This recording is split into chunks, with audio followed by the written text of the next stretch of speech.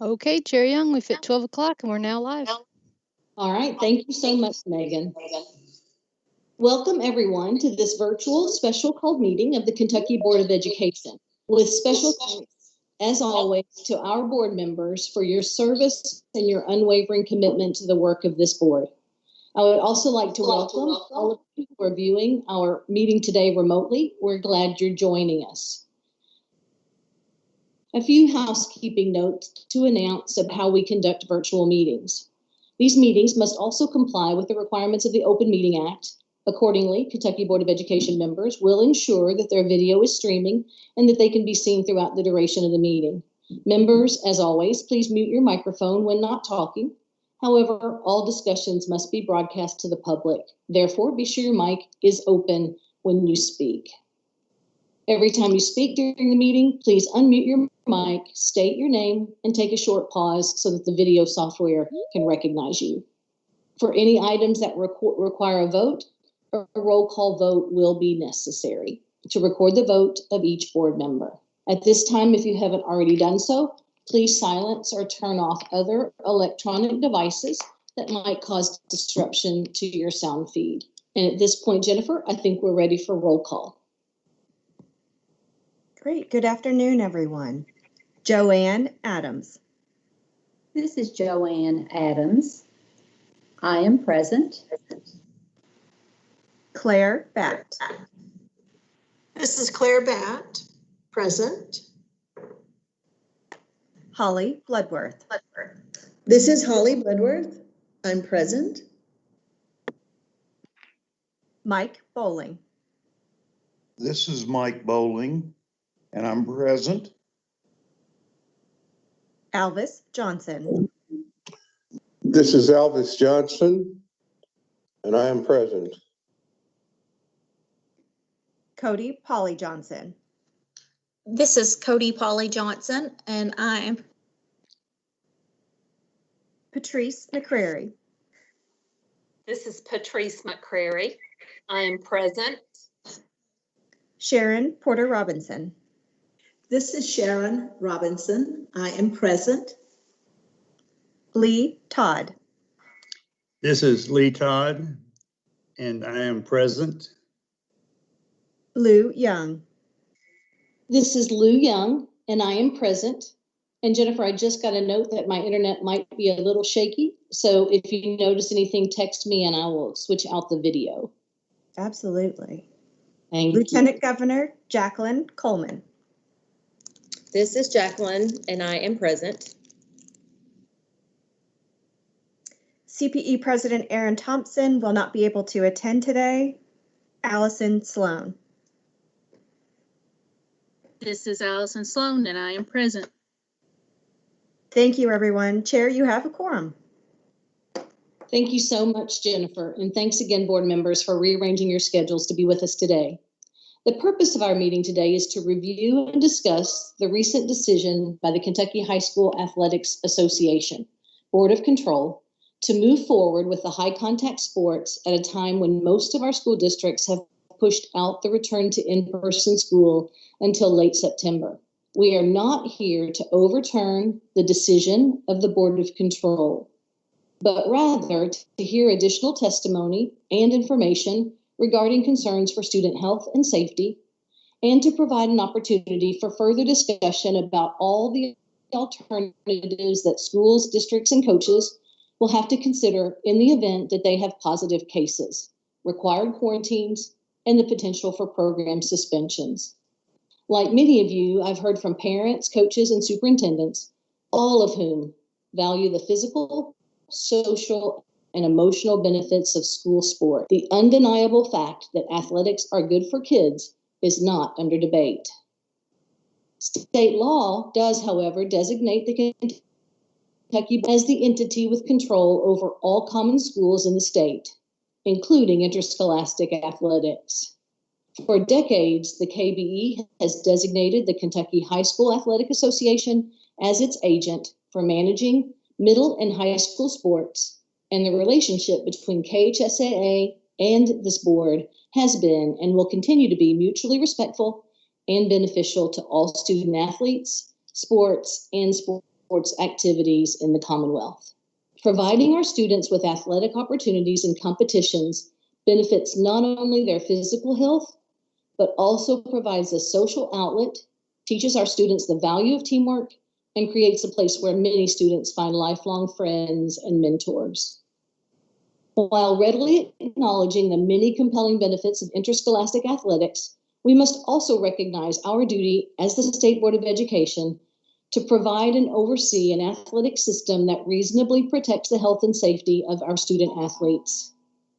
COVID-19 has upended our communities, our state, our nation, and the world, and it has seriously intruded on the lives and expectations of our students and their families. Nonetheless, while we all desire to return to some sense of normalcy, we continue forward by asking all along the way, is what we are doing safe? What more might we do to protect our athletes, our coaches, and their fans? And it is our obligation as the Kentucky Board of Education, a sacred one, to ask these questions about safety. And that's what brings us together today. Given the State Board's duty to oversee the common schools, including interscholastic athletics, I felt it was reasonable and warranted for this board to review the recent decision of the KHSAA Board of Control. As such, I called this special meeting for the KBE to hear from KHSAA Commissioner Julian Tackett, district superintendents, as well as the Kentucky Department for Public Health. It is not my goal, nor has it ever been, that the KBE should override the decision of the KHSAA Board of Control. And despite rumors and social media chatter, you will see that no such action item appears on this agenda. Instead, it is my intention that the Board of Education members receive timely and accurate information related to the implications of the decision of the Board of Control, and to be educated on the medical science pertinent to this issue as we move forward in support of our students, their coaches, and their schools. Since this is a special meeting, the Kentucky Board of Education may only take action related to the items set forth on our agenda. So the charge before us today is intentionally very narrowly defined.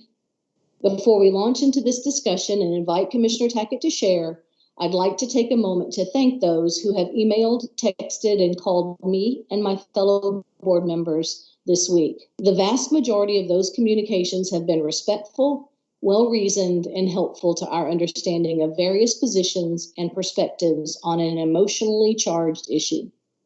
I especially appreciated the emails I received from student athletes who reached out to share your desire to return to athletics as quickly and as safely as possible.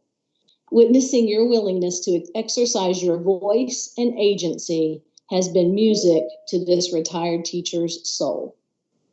Without further ado, I will bring us to item B, a discussion of the Kentucky High School Athletic Association Board of Control's August 2020 decision to begin high school interscholastic sports by inviting KHSAA Commissioner Julian Tackett to share background on the association's decision of last week. Welcome, Commissioner Tackett. Thank you, Dr. Young. If possible, I don't have a way to see that the slide deck has started, so I'm going to ask that we I'll give you a little background and then get right into it, because I want to be sure that I'm respectful of your time while still making sure that all the facts are out there. We appreciate the opportunity. I know that our Board of Control takes its role extremely seriously. That's handed to it in regulation as part of statute. So they persevere through those challenges, and then they assign staff to manage their policy decisions with various procedures. So we all know that our role is critical. I do feel like it's only fair with some of the transition to give you a slight bit of a recap of our staff and our board's involvement since all of this began. So if we can go to the next slide. Obviously, we worked very closely with the governor's office and with Interim Commissioner Brown during our girls basketball tournament, which was our first of the two winter basketball tournaments. And in consultation with those people and of our own initiative, we did go ahead and cancel our tournament or postpone it on March 12th. I can still remember and will likely never forget the emotions that went through that day, and the challenge it was to watch those young people who had made such effort to complete a season, and then subsequently through the spring to watch young kids lose those opportunities. And we made a commitment that we were going to find a way, however it ended up looking, to not let that happen again. The following day after the tournament, I then directed that all activity be shut down related to athletics in compliance with the recommendation that we knew was coming for schools. And we put unprecedented restrictions on that time period all the way through the end of April, where we actually tied interscholastic eligibility to a compliance with the shutdown. It was critical as we started this particular journey down the virus and its impact that we be partnered. So this has never been an adversarial thing with anyone, whether it's, we have a lot of, you mentioned the words social media chatter, and I would say there's a lot of chatter about adversarial relationships between us and some people in health or some specific doctors or the governor's office. That has never existed. This has all been a way we could all navigate together. And we kind of went the extra mile through the end of April to try to make some very tough decisions. Next slide, please. I know that we determined early a strategy that we would look at for our involvement. And I've been very public with this. We would not be the first. We would not be the last, and we would evaluate what others around us and nationally were doing and take an incremental approach to whatever we did. We were not the first people to call off spring sports. We were not the last, but we were close.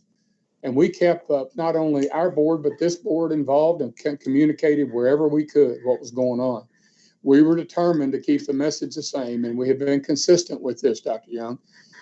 2021-22, we hope, looks more like 2018-19. But at least from our perspective, 2020-21 will not look like anything we've ever seen. We have to be able to think differently. On the 21st of April, our board approved recommendations and canceled the previously postponed basketball tournaments and all spring championships. Without question, the hardest day of an extended career in this, and I'm sure for all of you all. It was difficult as you observed it. And then on the 29th of April, we revised activity. We continued to, for the 1st of May, allow some things to go on, but we did step back from out of school play, and I may come back to that in a little bit, because what we witnessed with out of school play was a bit challenging going forward. But our board did approve that guidance through the 31st. Next slide, please. We issued some interpretive guidance following review, and this was a critical issue in the spring. I issued an interpretation, which I am supposed to do through our Constitution, to existing rules that said we would not extend eligibility for spring sports students who, especially those who were about to graduate and want to remain an extra year, that we would not be able to do that. There were so many implications to that. For those that see this or retrieve it off of the Department of Ed's website or off of our website, you know that this was not an easy decision, but it involves a lot of things. It involves attendance, it involves funding, it involves getting the next group their opportunity. There were a lot of conflicting issues, and that was a very difficult decision in early May. Key to all of this was early on in May, there was some written guidance issued about youth sports, and we sought and received confirmation that that did not apply to high school. You have to remember, in May, we had already canceled spring, so it really, all of that guidance was helpful, and it was good information, but it didn't necessarily steer our efforts. We knew that we were holding our own oar, so to speak, in the water, and therefore that probably added some caution to everything we did, because we knew we were somewhat on our own, but we knew we always had the backing of everybody in the executive branch, all the way from the Department of Ed all the way up to the governor's office to do what we needed to do for safety.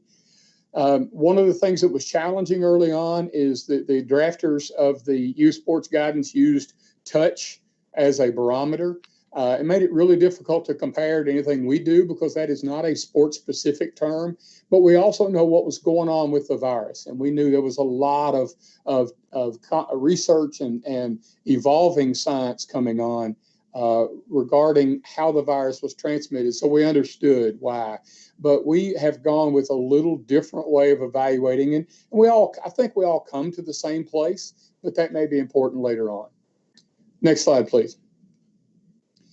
In May, we are a member of the National Federation of High Schools, and that is a group of 51 member state associations and several affiliate groups headquartered in Indianapolis that all of us have the same mission. It's the 50 states plus the District of Columbia, and we regulate high school play.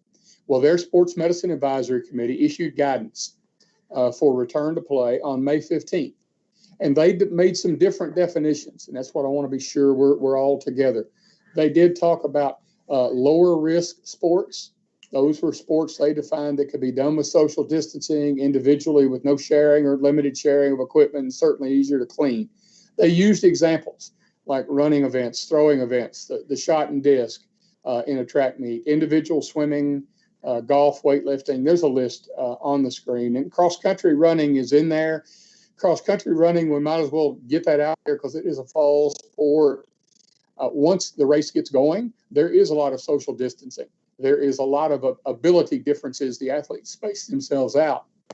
But in reality, in most cases, the starts can be very congested, as well as the finish, depending upon the level of the runners and how closely they are competitively to each other. There can be a lot of people. So it is a challenge, and that's why that note was made that one of the suggestions early on was about staggered starts. And you will see that reference in our guidance, basically where groups do not all start at the same time. There is an interval in between that allows for more spacing. Next, please. The moderate risk sports are those that have sustained contact, but with protective equipment in place that may reduce the likelihood of respiratory transmission. Now, this is mid-May. We've certainly learned a lot more since May, but examples of that at the time were basketball, football, baseball, softball, but baseball, softball could mitigate itself with certain things they could do.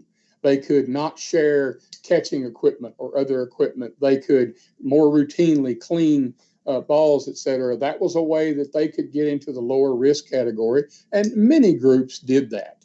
Soccer was included in that. A large part of our sports that we offer, as well as other things that occur in track meets and or swim meets. If you remember, in the low risk area, we had swimming individual events. Well, in the medium risk area were things like relays, where they have people gathered ready for the next segment, and there's more of an inability to stay totally distant.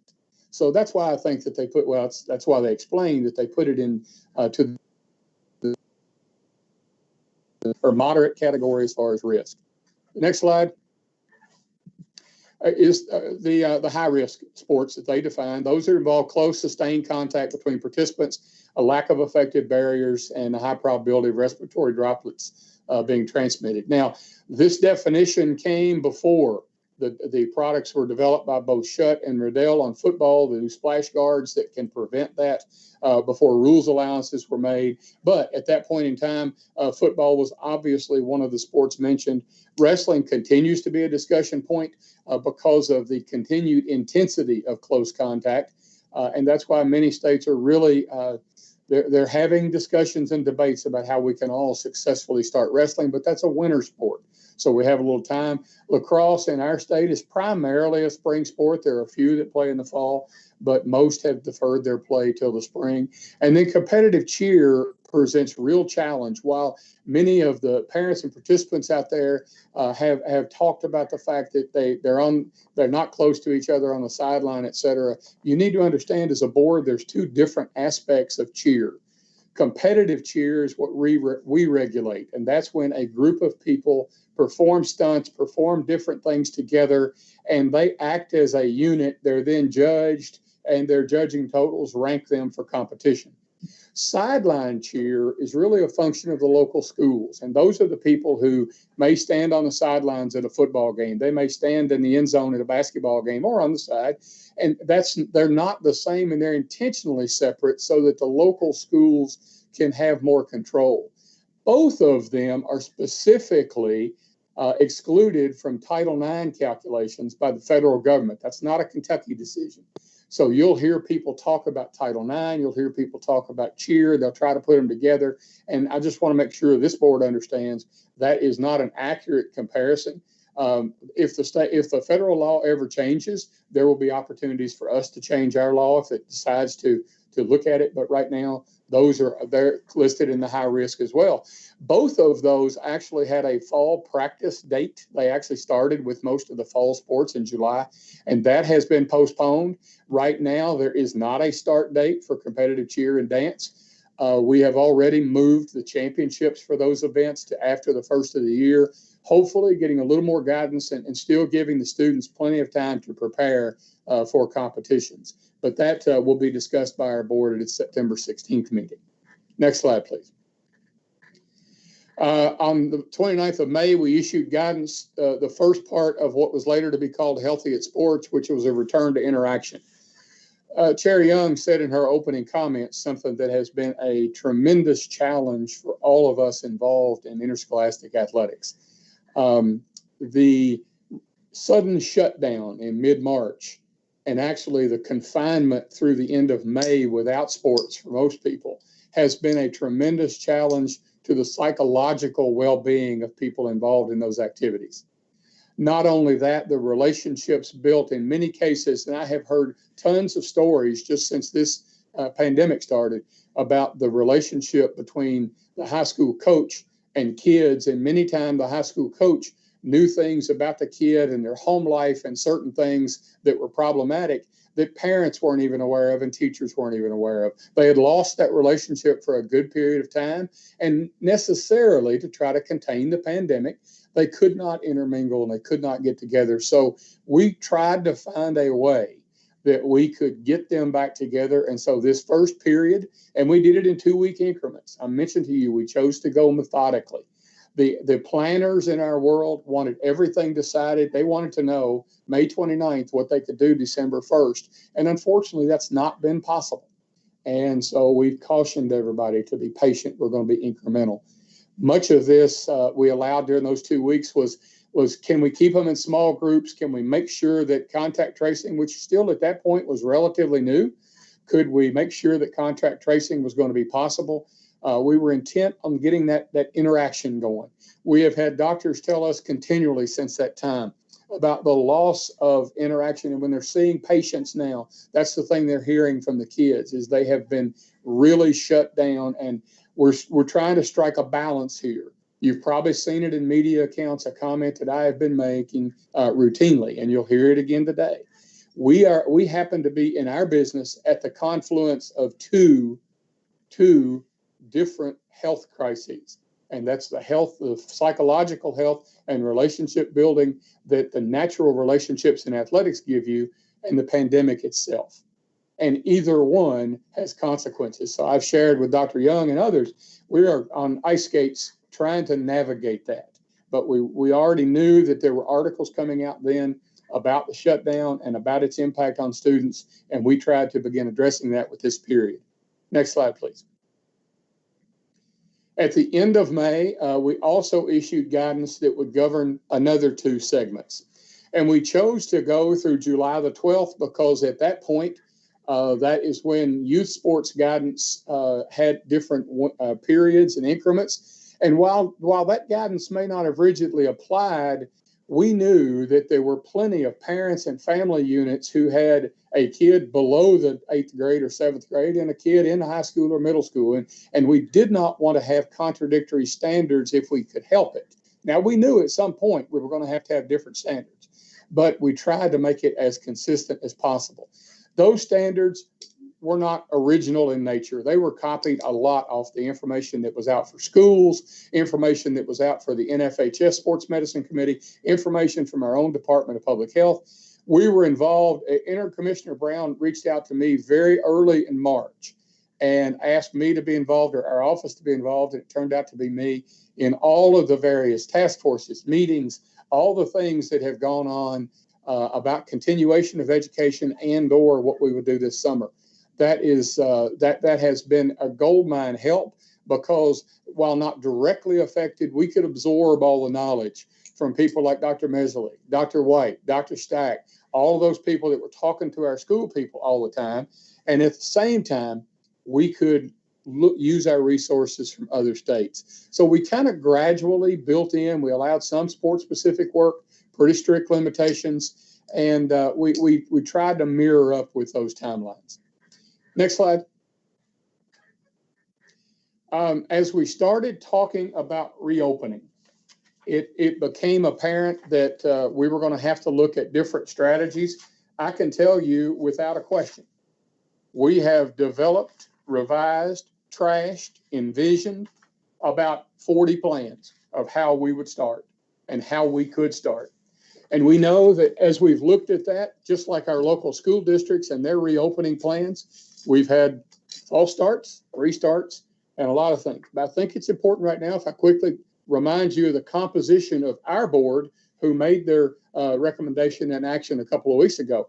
We have 4 people that are appointed by the Kentucky Board of Education.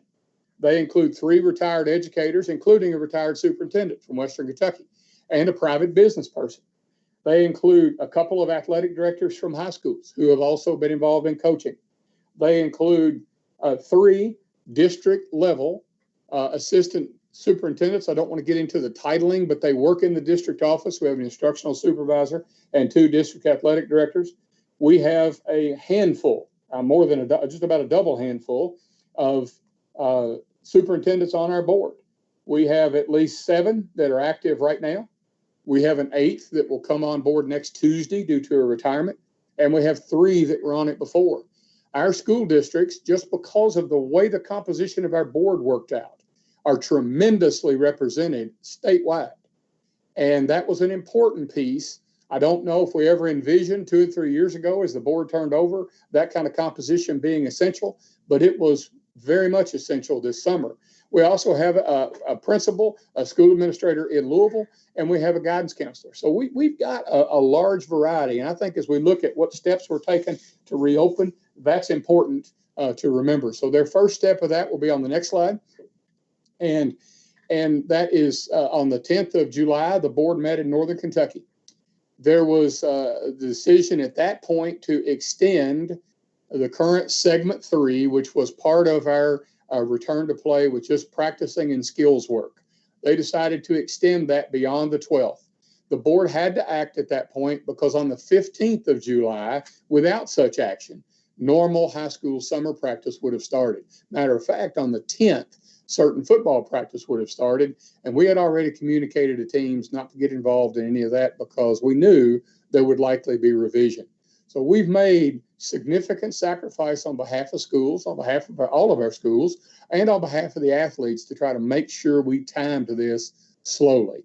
That's where we really had to start getting the board involved in direct decisions because the way our documents are structured under the state regulations, the board sets policy, much like our local school boards.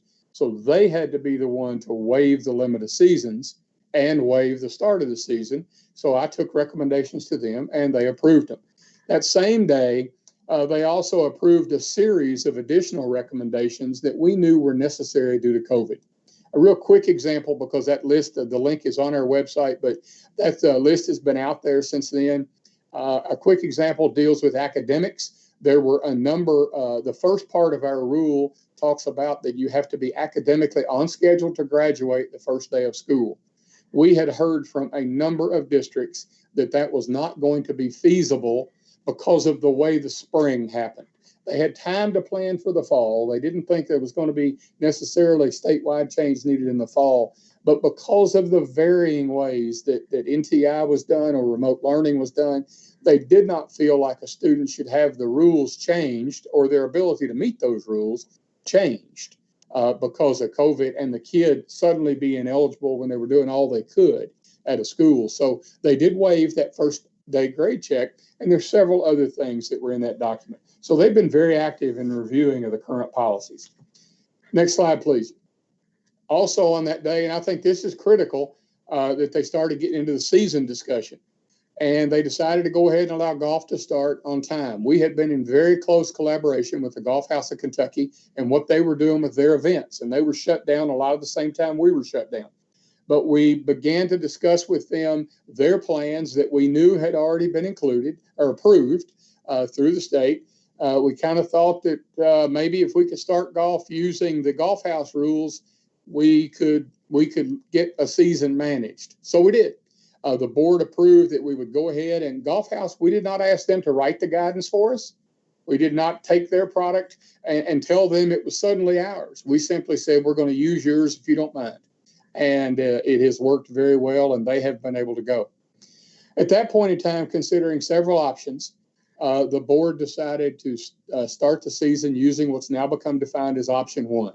And that is pushing back from July 15th to August 24th, or about 5 weeks to 6 weeks, with the start of practice, and delaying competition, which normally would have started in mid to late August, from those dates until September 7th in the rest of those 5 sports. They did agree on several things early that we proposed to them. Number 1, they agreed to roster restrictions. Those are never popular with parents. I always think my kid should be the 14th person, not the 16th person. But we limited some rosters to 15, limited some rosters to 24. For the first time, we enacted a roster on football teams on the sideline. They can only have 60 people dressed.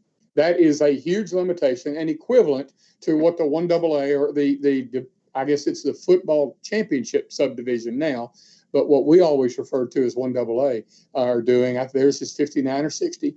And we've tried to marry up with something that the industry understood. So we've looked at those because we know that's going to help with social distancing. And I'll mention that as I talk about sport specific things. The board at that point passed a motion that in 5 more weeks, they would meet on August 20th to reevaluate. They would review state data. They would look at circumstances. They would have by that time consulted with schools in their areas. And that is what has been really good about this entire process is as they have gotten together, they have said, my schools tell me this, or this school tells me this. Folks, I'll tell you the same thing I told the board the first meeting we had about sports. I said, if you're looking for something to be unanimous in our state, it's not going to happen, not related to sports. Because everyone that's ever stood in a batter's box at a little park is an expert. And so you're going to have to make some decisions that are not unanimous. This board's very used to unanimous actions, but we knew right then we were probably not going to be able to do that. Next slide, please. So at that April 20th meeting, the board reconvened and they looked at 3 remaining options. They looked at an option that was what they had approved in July. We start the 24th, we start playing the 7th, and I would remind you that the 24th through the 30th were restricted activity times. They have time limits on how long they can have any practice. Option 2 would have delayed everything until the 28th. Right before the 20th, we'd had the recommendation come out about delaying school openings. We knew, and even in that room, we knew stories of districts that were not going to do that. As Chair Young said, the total, I believe I saw on a KSBA diagram even yesterday, 30 districts are doing something different, and then our private schools have done different things as well. So we know there's a lot of local decision-making going on. And I think part of this is started with a premise that Kentucky has always been built on making local decisions. So they looked at all 3 of those. We asked them to consider specifically option 2. That did not receive a majority of votes. They then specifically had option 3, and that did not receive a majority of votes. But based on the feedback from Fulton all the way to Ashland and Newport all the way to Williamsburg, the combined feedback, the decision was made and affirmed that they would go ahead with the regular schedule, and the board would commit to meet again if there was any regulatory stoppage proposed. So I think that as we go to the next slide, I want to point out that throughout the process, we've continued monitoring the updates from the governor. I believe our 12 full-time employees may be about, they're certainly tied for first with the groups that have probably never missed an update. We value the feedback that's coming. We value the data that's coming. We've had routine conversations with both the governor's office and the lieutenant governor's office. None of that from either side has ever been anything but the top line professional. We've had a lot of consultation with our other state associations. We have a weekly call with both the ones in our section, which is 1/8 of the country, and with the entire country.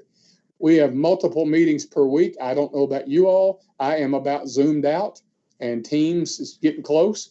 But I know it's unusual times that we've all had to do differently, and we've met with every sports organization over and over. We have had near constant consultation with medical professionals. And we have had conversations with absolutely fantastic folks at Kentucky Department of Health.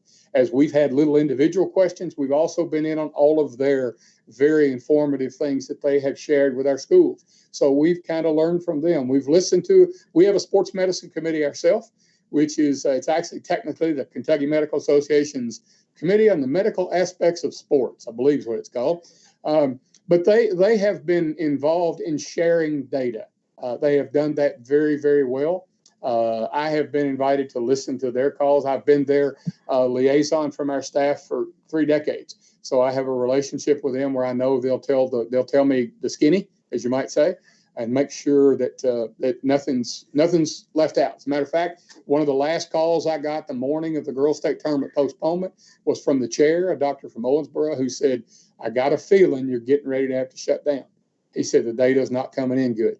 And Dr. Hurley, who I'm talking about, happens to also be a member of the National Sports Medicine Committee, and we were talking to all of those states. So certainly through all of these sources, there's a little bit of information overload, but as we have processed them, shared them with our board, careful review of all the data, not just case statistics, although they're important, but also mitigation strategies. How are people handling this, and the conflict between how people want it handled.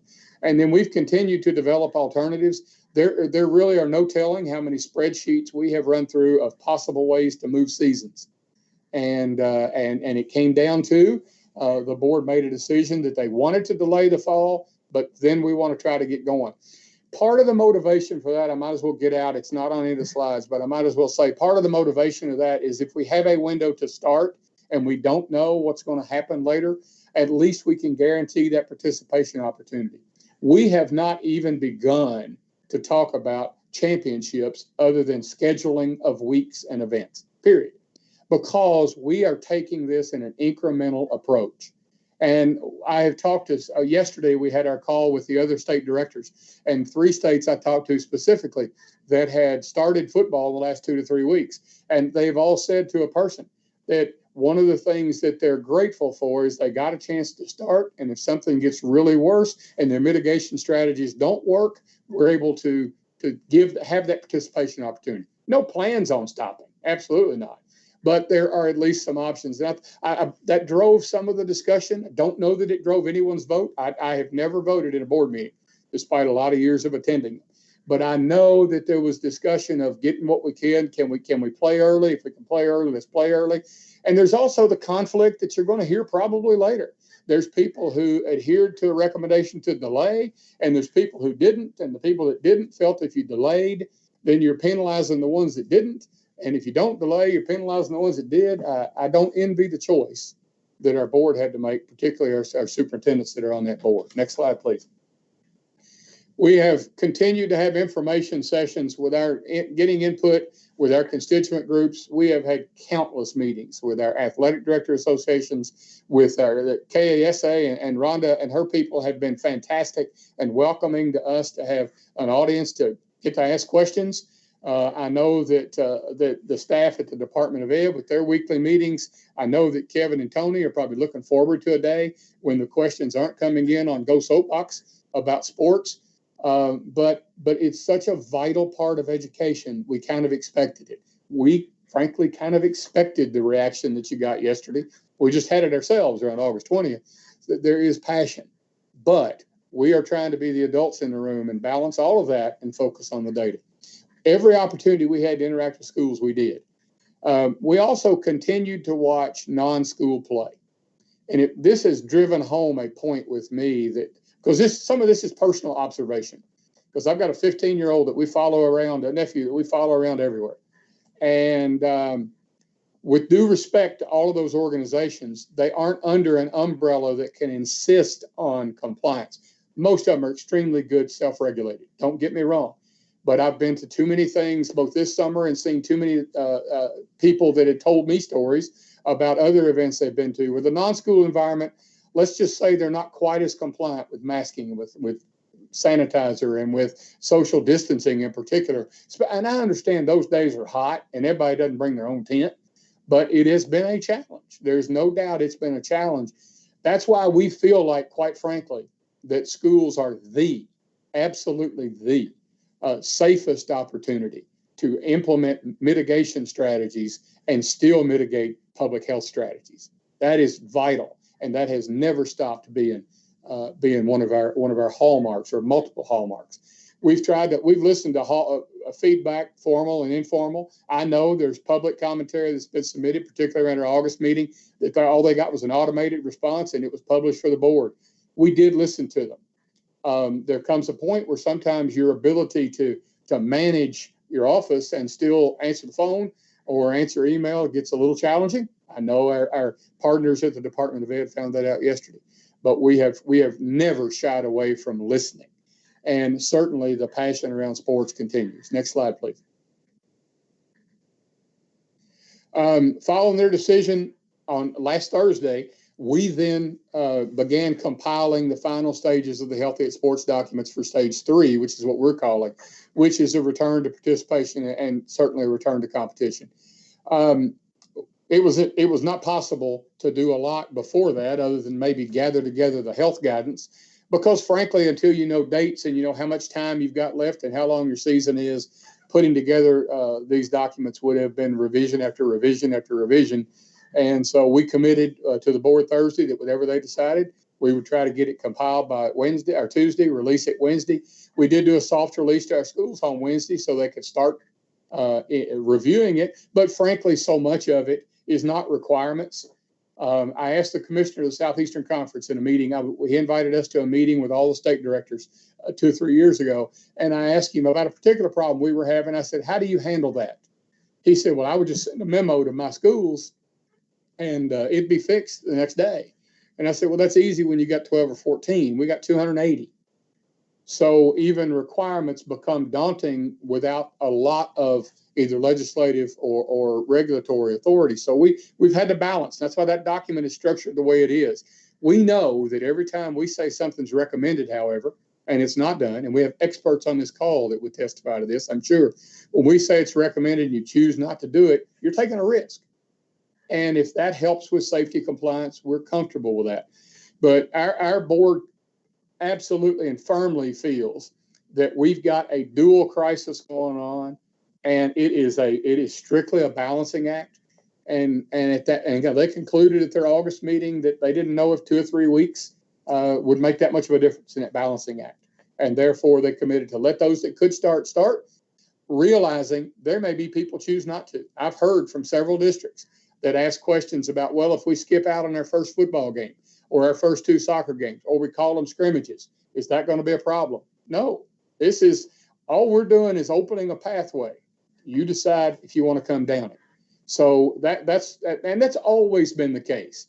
That's why if you look at our membership, you will see that scarcely around 100 wrestle, 200 and almost all of our schools have basketball. They all get to choose what they do. When I first came here, we had 60 to 70 playing volleyball. Now we have 250. They've chosen that. So we truly believe that that individual opportunity is a hallmark. And we also believe that that certainly we have the appropriate mitigation strategies at our level. Next, please. And again, I can't. The list of people we've gotten input and feedback from is you couldn't list it all.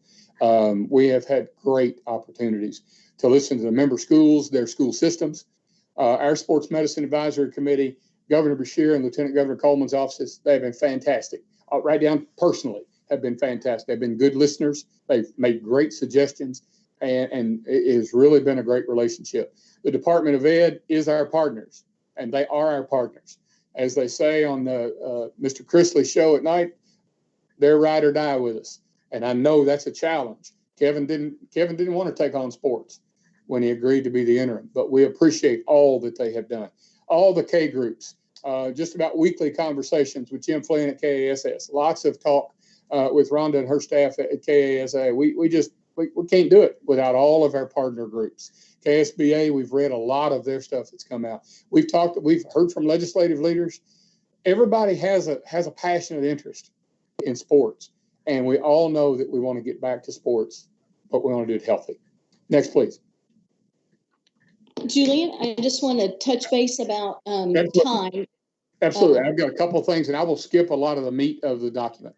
Oh, no, I don't. I have a suggestion that we have Dr. Stack at 1, but he has limited availability. So I want to hear everything. Okay. So I'm wondering if you would mind if we split it in half, or Yes. do you want to take some questions now? No. Whatever works for you. You're going to have all the time that you need. We just may have to sandwich it in between. I am good. If you will allow, let me finish this early part, which is almost done. When we do the actual document, we'll come back to that because I do want to cover a couple of things that are toward the end. And I will tell staff which slide numbers because I've got it open. Let's do it. Thanks. Thank you, Dr. Young. And you'll notice on my last slide, I told you I've never been accused of being brief. If you don't care, if we can go ahead and go to slide 41, I could ask staff for some help. Because I do think this is important. It should be headed medical emphasis because it's a little bit of current events that some of them changed last night. So I think it's important. Okay, there we go. Thank you. Go one more back if you don't mind. There we go. Thank you. Apologize, give you the wrong number. We have talked a lot about public health. I also want to talk about athlete safety. I think it's important that you hear that from us. This is nothing new. We were the first in the country to have a concussion awareness program 25, 30 years ago. Our doctors created medical symposiums, symposia, I guess is technical, that all of our coaches were required to attend. Had a heat index program, concussion management protocol, mandatory coach training, and so many other things. And we always score highly when we look at other states. This is not a play at all cost discussion. We will never do that. Now we're the first state, or one of the first handful, to adopt a protocol and treatment standard for athletes with COVID positive tests. In early analysis, we know there's been some examples of myocarditis. And that is a swelling of the heart muscle. We know that, and you're likely hearing that on the news. We've heard that existing in COVID positive patients. No one wants to minimize the risk, but there's nothing yet conclusive about football or other sports about how we get it. I will say this.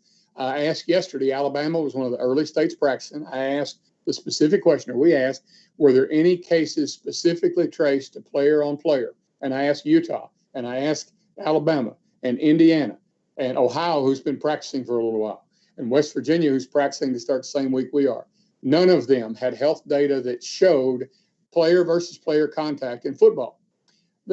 Likely, that's going to be difficult to ever determine the exact moment, but they can trace back to certain environments. Have we had outbreaks in our state during or among groups? No doubt. But a causal relationship has not always been formed. We had a program in Eastern Kentucky that we know about that had several people who tested positive in the community, and contact tracing did what it was supposed to do. It was traced back to a trip for a couple of people to the beach. Same thing with a weight room incident that's now infamous. But none of those occurred because of that event, and there's really been no documentation that they occurred player versus player, and that's what we're really worried about. Next slide, please. One of the things that when we consult with the medical doctors and listen to them a lot, we all know about the conversation of that inflammation of the heart muscle. First articles were shared with us back in May, where it wasn't athletic specific, but it was an article from the National Library of Medicine, National Institutes of Health. At that particular moment, we engaged both our National Sports Medicine Committee and our state one, start looking into this, see what's going on. And it was almost immediately that other sports medicine authorities began to try to gather data. Again, not specific to sports, but we know that there is evidence of COVID-19 having an impact on that particular problem. The challenge, though, is about the only way to avoid it is never get COVID-19 unless you can mitigate risk in other things. Next slide, please. We consulted those medical professionals, but I'm going to show you a little bit about the conflict in information that occurs. We, like others, consulted with those about COVID and researched it. We know those articles came out, and we know that KMA, a subcommittee of KMA, or KMA itself, has recently approved a document for them to share with their doctors. Not a required document for them. They don't get to speak as individuals on behalf of the committee.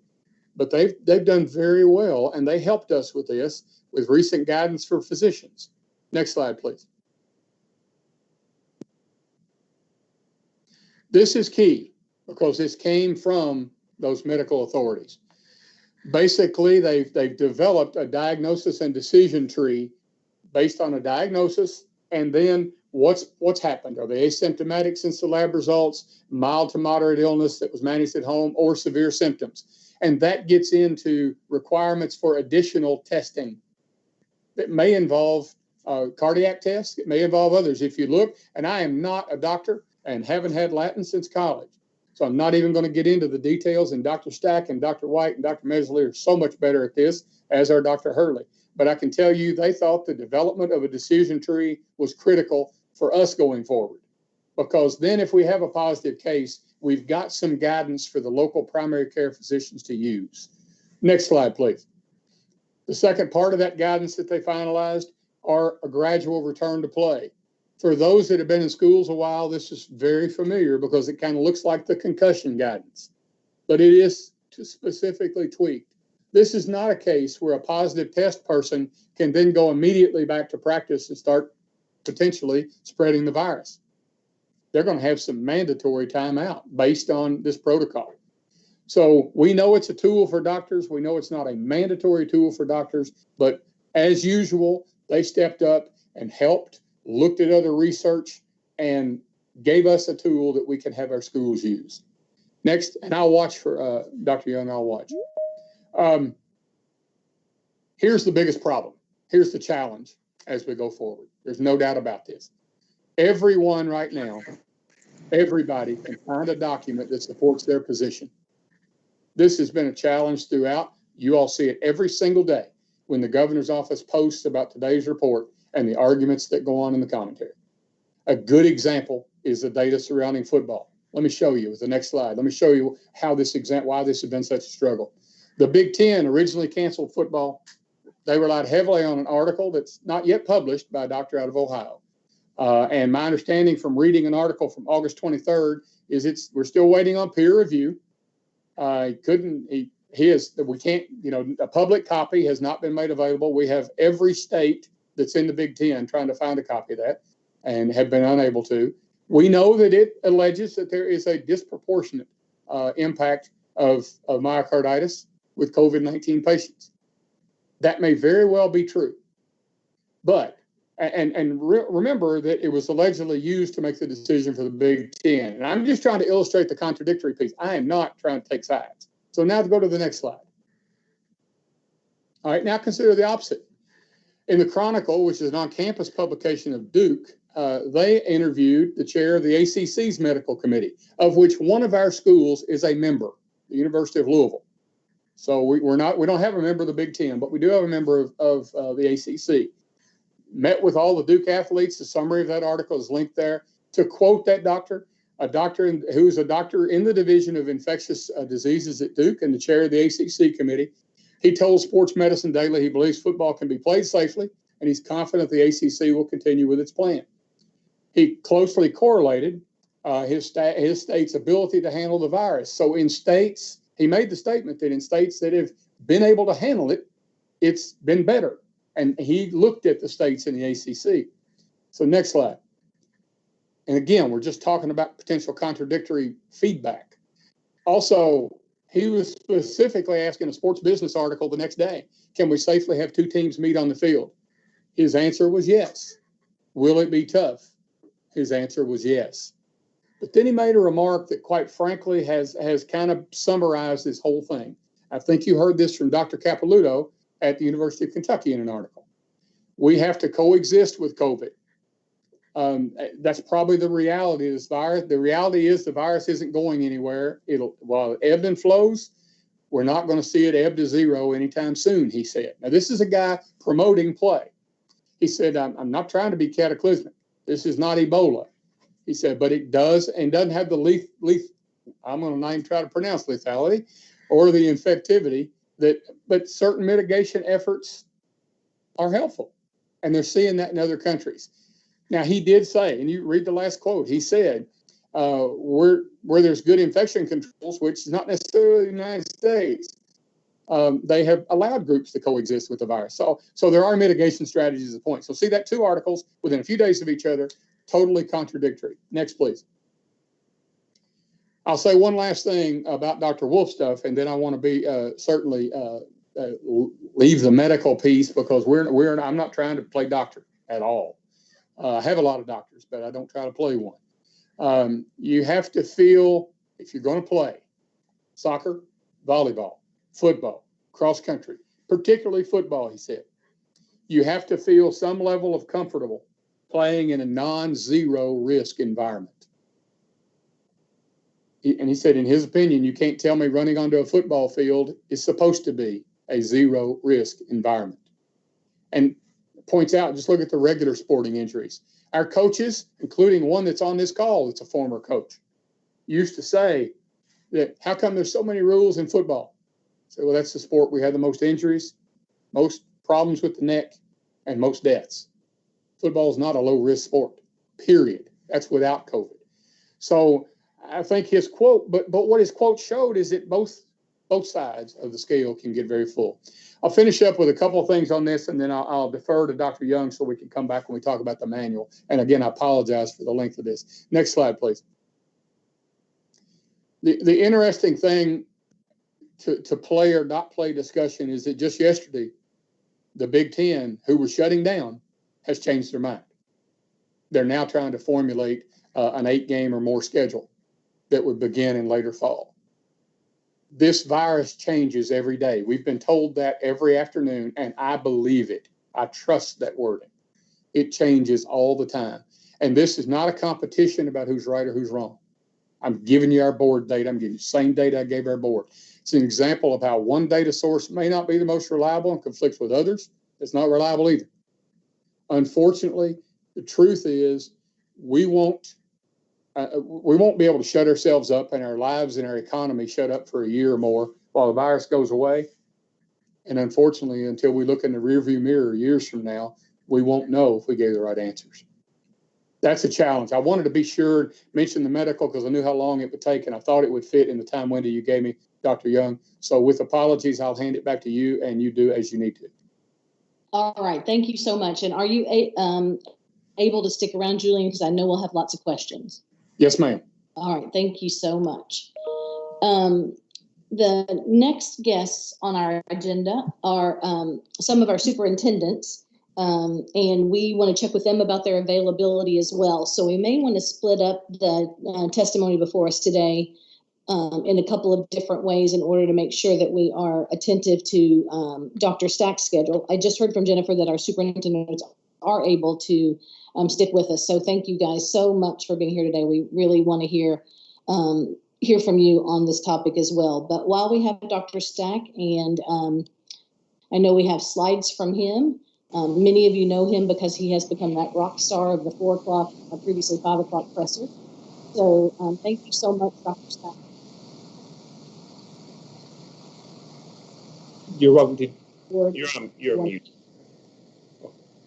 I'm still mute? Oh, no, sorry. I guess you were just cutting out. I'm sorry. I couldn't hear you. Oh, sorry. Okay. Anyway, without further ado, I will turn it over to you. And if you would share with us the information that we've been asking about regarding health and safety of student athletes at this time. Well, thank you. And so Dr. Young asked me in 10 to 15 minutes to give a presentation that I could probably spend the next 2 hours doing, but I think Commissioner Tackett just expressed the same sentiment. So I'm going to fly through some of this relatively quickly and just highlight the points that I want to make. So if you go to the next slide, please. There's a whole world of data for anyone who wants to look at it, okay? And just like Commissioner Tackett said, there's There's all sorts of information out there, and our website is as good a place as any to start if you want Kentucky-specific stuff. In the top in the green boxes, we give daily updates. On the right-hand side, we're trying to work and evolve K through 12 and college and university reports. We're going to create a dashboard for K through 12 that shows some self-reported data that'll start going out to the schools in the next few days, and hopefully within a couple of weeks. In early September here, we'll have a self-populating dashboard to at least give some kind of standardized metrics for disease presence in schools and students and then employees. Down in the middle there, you see dashboards, the desktop dashboard. If you click on that, I'll show you one of the maps that's off of there, but that's updated regularly, and so there's good information source.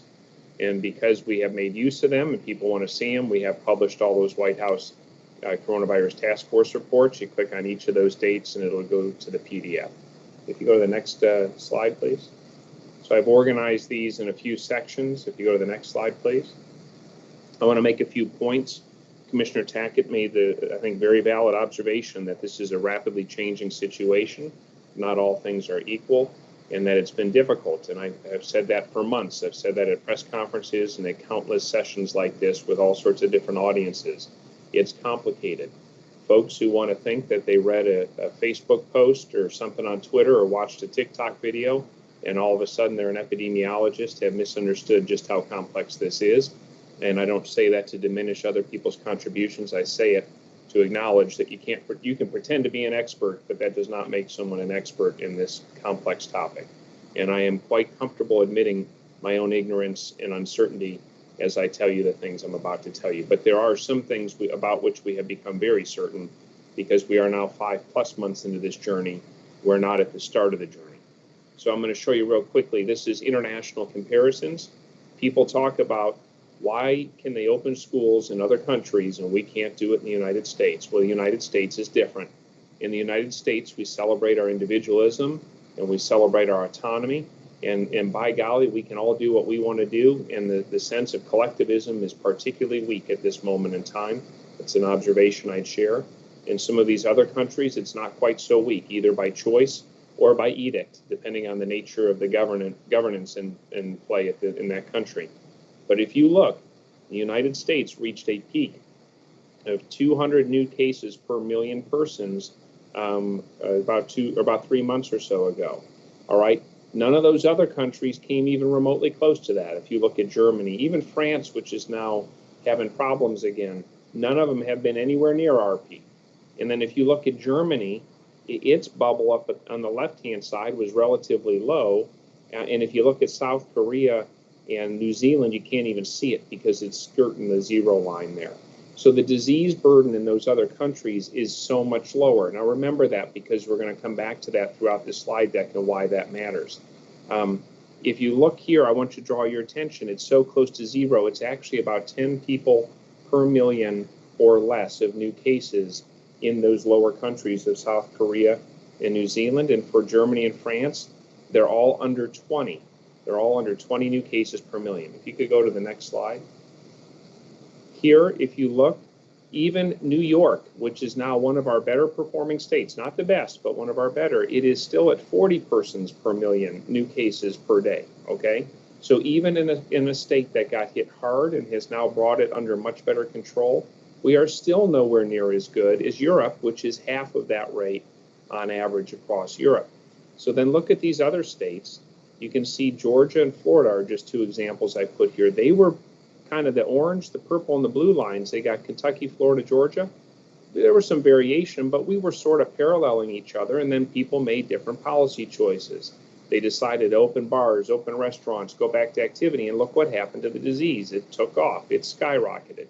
And then I'm going to tell you, so I don't want to just talk about horrid things, but there are people say, so what? What does it matter? These are positive cases. What does that mean? So if you could go to the next slide. About 2 weeks after those positive cases come the positive deaths. And so I want you to look.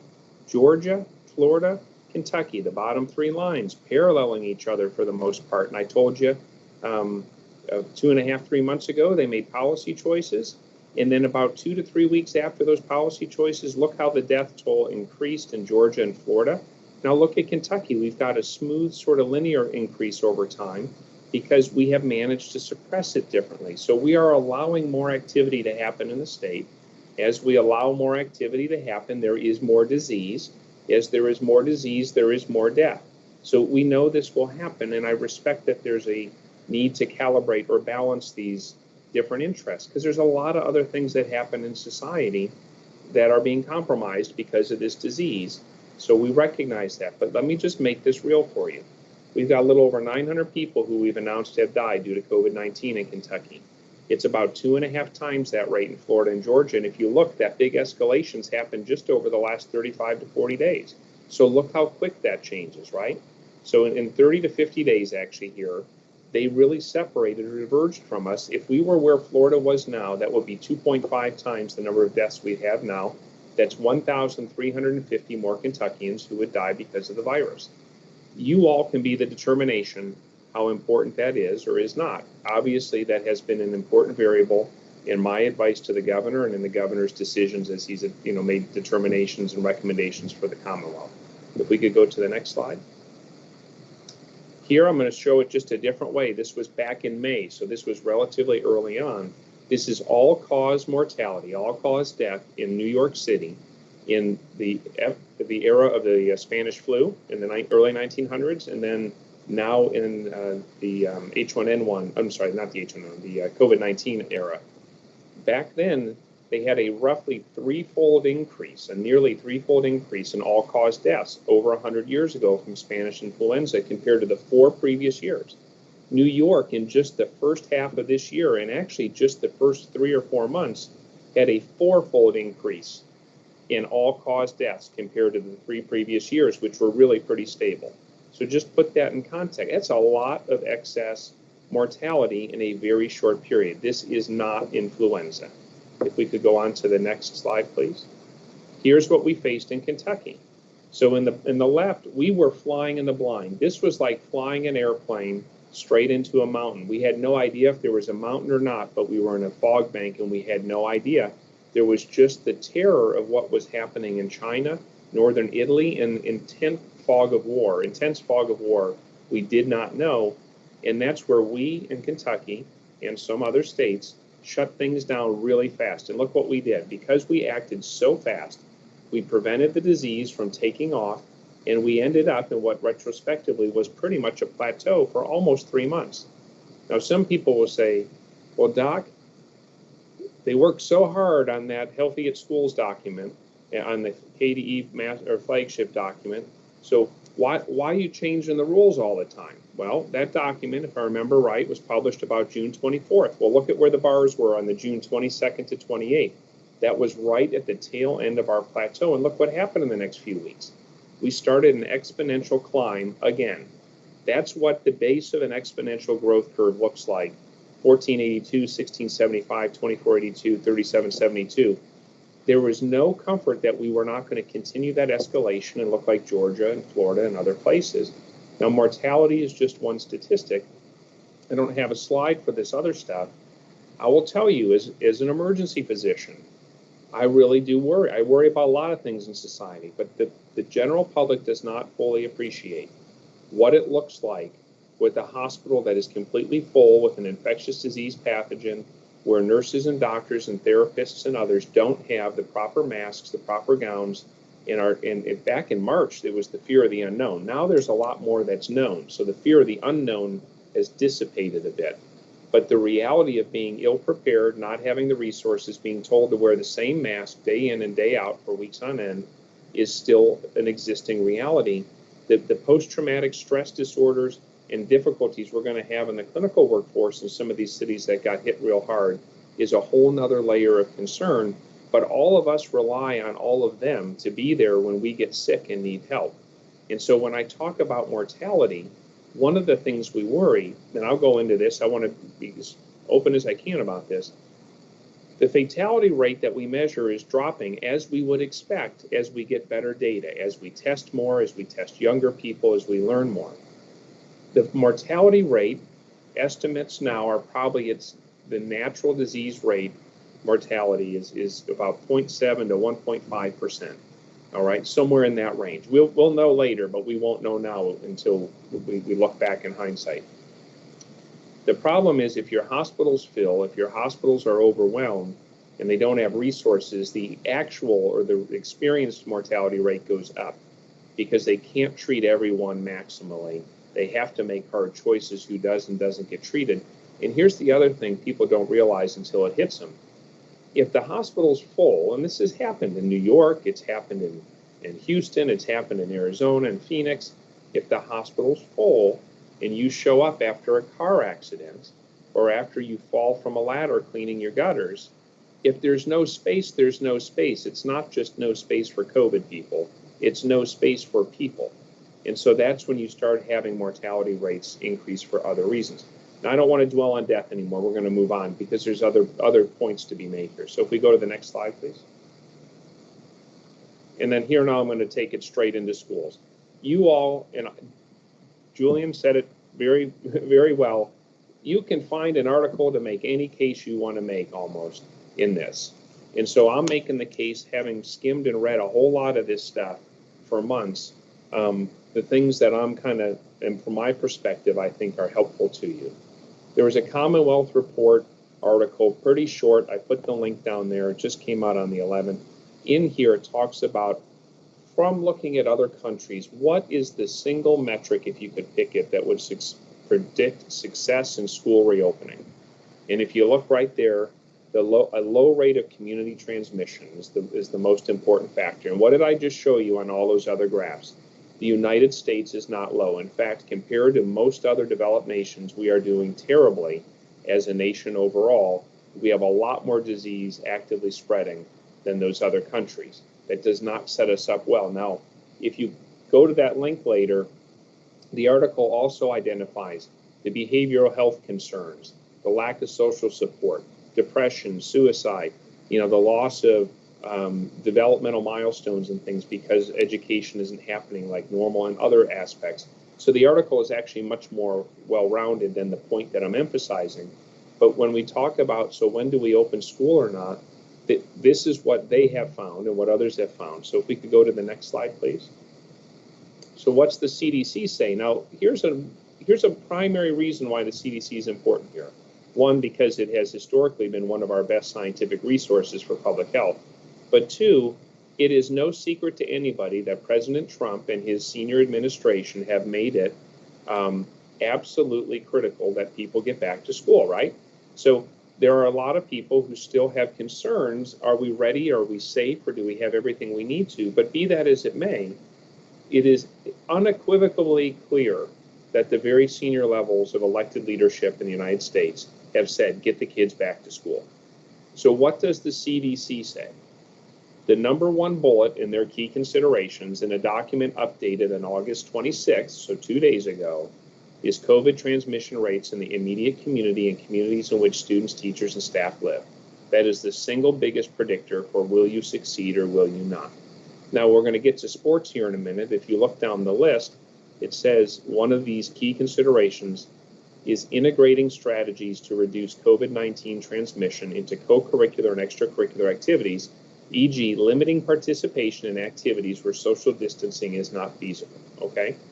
You all will tell me how much social distancing happens with 50 football players on the sidelines, or football players tackling each other, or volleyball players on their side, or soccer players jostling with each other on the field for a 90-minute game or however long it is. I don't even know the duration in high school.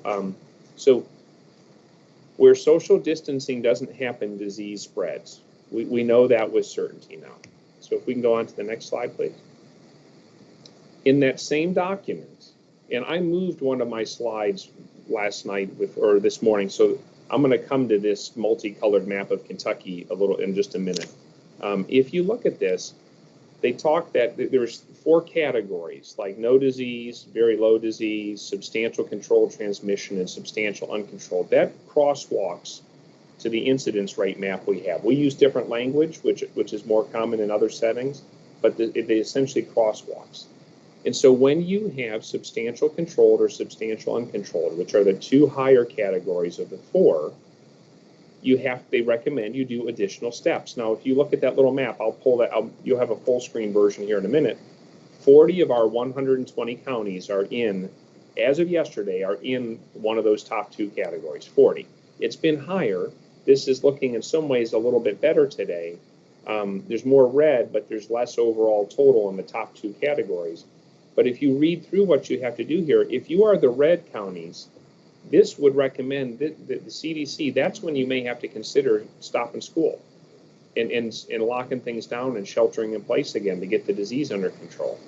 The substantial control talks about significant restrictions on groups mixing and matching and intermingling. And I would say that athletics, unfortunately, not all.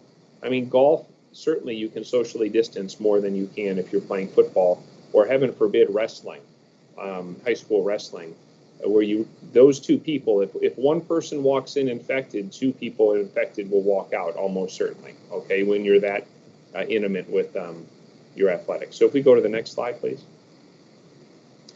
I just want to make the point, and Julian said this at the beginning, it's a dynamic situation. So this is 4 different weeks from July 25th through August 23rd, and it's 1 week, total cases in 1 week and where they occurred in the counties. We published the current map on our website for this. But I just want you to see, obviously darker is worse and lighter is better in terms of number of cases. But look how dynamic the map is. Look how counties adjacent to each other. One turns on bright and one is really low. Then it changes over 2 or 3 weeks. This is among the reasons I have resisted up until now agreeing to a county by county approach to determining school opening or closing. Because allowing one county to make determinations that clearly affect their surrounding counties is a challenging proposition. Because if you have one person behave poorly and 3 around them behave well, you could have the one person who behaves poorly unleash a cascade of events in their neighboring counties, and it spreads very rapidly and spills over quickly. We go to the next slide, please. I'm just going to mention this briefly. In the top left was from August 17th. That's the last time I spoke to KDE and the superintendents on this. And the bigger thing, the 4.8, that's from yesterday. So our test positivity rate changes over time. We need to have it under 5 in a sustained way, and we actually need to get it much lower than that. This statistic is very useful, but also very challenging. It's useful to trend over time. It's challenging because the people in the numerator and the people in the denominator are pretty much impossible to align. And then it's also very difficult to drill this down to the individual county level without very mature and robust electronic data systems. And I'll own my responsibility, but I've been a commissioner for 6 months. The stuff we got is a real challenge for data, okay?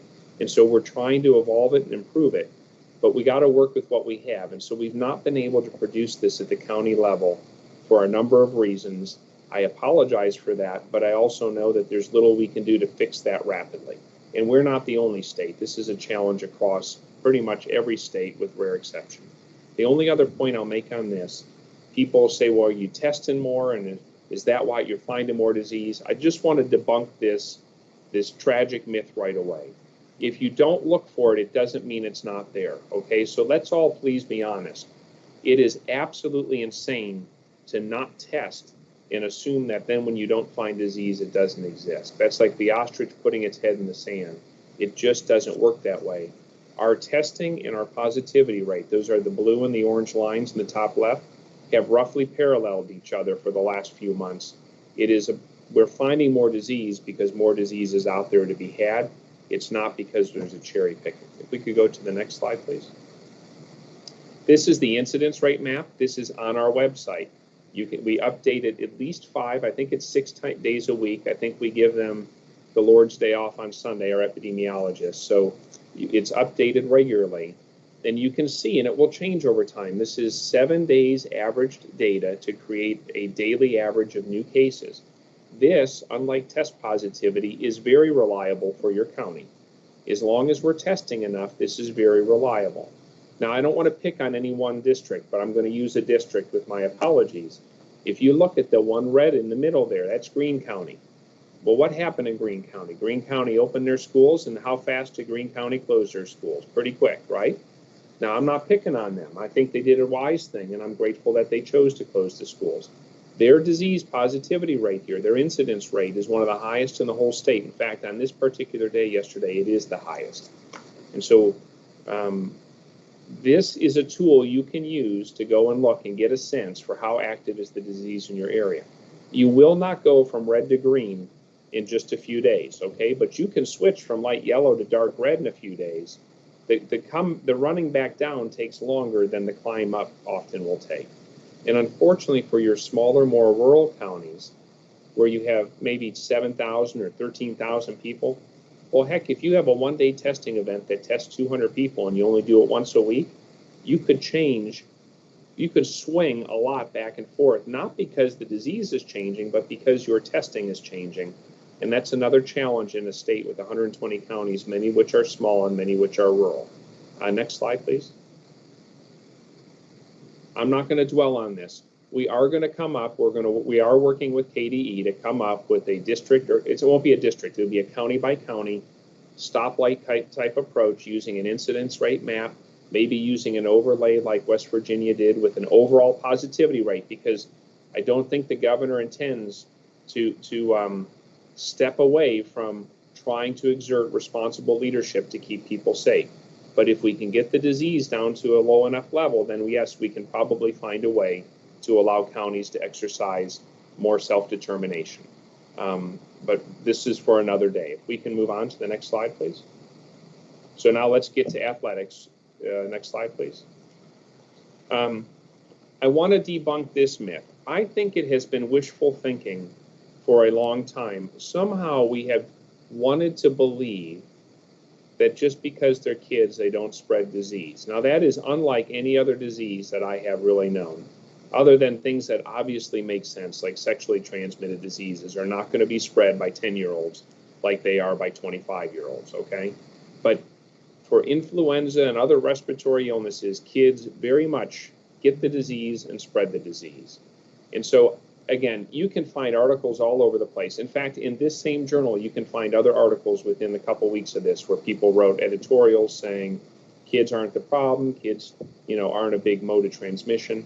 But this was from last week, and when they sampled children, and here they went from 0 to 22 years with a mean age or an average age of 10 years, they found that the viral load in infected children was higher than in people in intensive care units in their respiratory tract, okay? So the kids themselves may be fine, but will the housekeepers, will the cafeteria workers, will the teachers? I don't know. Others will have to participate in this decision-making as we go forward, but I think it's a real concern. They definitely can infect other people. And so I want to disambiguate. It is not just about kids don't die. It is not just kids don't die. It is, do kids have a role to play in the bigger community? And what happens to all the other people around them in the community matters as well. So their conclusion was that children may be a potential source of contagion in spite of their milder disease or lack of symptoms. If we go to the next slide. So I'm going to just touch on this. So this article, this is from Journal of the American Medical Association in May. Now, May feels, in science advancement, normally 3 months or so is not a long time, but in COVID, it feels like an eternity. So if you see something from May or even June, you got to wonder, has it changed since then? And go do a search to see if there's new evidence. Myocarditis is when the heart muscle gets inflamed. When the heart muscle gets inflamed, it can get swollen. When it gets swollen and inflamed, it's irritable. When that happens, you can have things where it either doesn't pump as well as it should, or the electricity doesn't pass through it as well as it should. If you think about this, and probably this audience is well aware of this, one of our fears, one of those particular tragedies that happens in youth athletics, is when the young athlete who is otherwise incredibly well conditioned just drops dead in the basketball court or out in the field, and it's because they had what you call hypertrophic cardiomyopathy, where they had an overly beefed up heart. It's like their heart was on steroids, became too muscular, and because of that, either it didn't function properly or it had a cardiac arrhythmia, and you have ventricular fibrillation or tachycardia, which happens in older people who have heart attacks, but in younger people is very, very rare. When it happens, it's always a tragedy, and that's why you have sports physicals and all those other safety measures to require that kids are getting checked every year before they play. So in this, back in May, this was in JAMA. It's not just about that one cardiologist at Ohio State, even though I am going to show that. I'm looking for an article here. In the Journal of the American Medical Association, this item here was a consensus committee from sports cardiologists from the American College of Cardiology and some others. I was going to read to you who the audience or who contributed, but I don't have it. So this is their paradigm, and this is the algorithm I think KHSAA has in their guide, their 47-page document. The Kentucky Medical Association gave a paradigm, and I believe it is either this exactly or very similar to this. All right, so it's not just the one cardiologist at Ohio State. If we could go on to the next slide, please. Here, I think Commissioner Tack had already talked on this. So what they were finding is that maybe Big Ten and I think the Pac-12 deferred their season or canceled it because of concern for the cardiac effects on their athletes. If you go to the next slide, please. Here's that cardiologist that Commissioner Tackett mentioned. They were finding that 10 to 13% of their athletes had mild heart inflammation, despite the fact that they outwardly were not symptomatic. Now, if they're doing normal light activity, they're probably fine. But if you're doing extremely strenuous activity like NCAA Division I football, that's all it could take to take a strained heart and tip you over the edge. Here's the thing. Is this going to affect many people? I don't know. Will many people die from this? I don't know. Probably not. Do I have confidence in that? No, I don't know. And so here's the thing. I'm not here to tell you, oh, people are going to die, so don't play sports. I'm just here to say, I don't know if people will die. How comfortable are we all allowing sports to happen, not knowing if this is going to be as big a problem as the early signals suggested theoretically could be. If we go on to the next slide. So the SEC, here's the thing, and I'm sorry, I only have so much of me to go around and only so much ability to read 50-page documents because I get a lot of these from a lot of angles. But I did try to skim this. I think the KHSAA guidance is thoughtful. I think it's very comprehensive in many ways. I do have some things that my colleague, Dr. White, will communicate with Commissioner Tackett about offline. But when this document references sports clearance and testing, it makes mention of those things. Actually, it makes thoughtful mention. It actually references sources. But look what the SEC is doing. 2 PCR tests a week. Then they added an antigen test, which is more rapid, so they could do it closer to the game. And if you have an athlete who tests positive, when they return to play, these Division I athletes are going to get blood tests, they're going to get an EKG, and they're going to get an echocardiogram.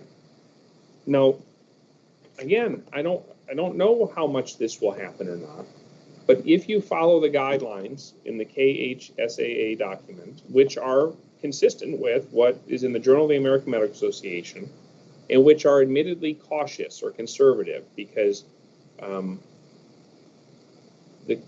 having a cardiac arrhythmia and a death is irretrievable. So it's one of those things where if it's low probability but it's irretrievable consequence, maybe you're a little more conservative, particularly when you're talking about youth. How many high school parents, if their child plays sports and is diagnosed with COVID-19, how many parents are going to have the resources to pay for an electrocardiogram, blood draws, and a echocardiogram? That'll be a challenge for a number of individuals to fulfill some of the return to play things if they have mild to moderate symptoms. If they have no symptoms, you just sit out for 2 weeks and then have a gradual return to play. That will be most of the kids. But there's going to be a number of them who do have respiratory infection symptoms at minimum, and then we'll have to incur probably that higher level of clearance to go back to sports. Next slide, please. I think I'm just about done here. I only show this, you all know this stuff better than I do, but clearly there's a lot of difference of opinion across the country, right? This I downloaded last night. I think they took the date off it for some reason, but when I looked 2 days ago, it was current as of 2 days ago.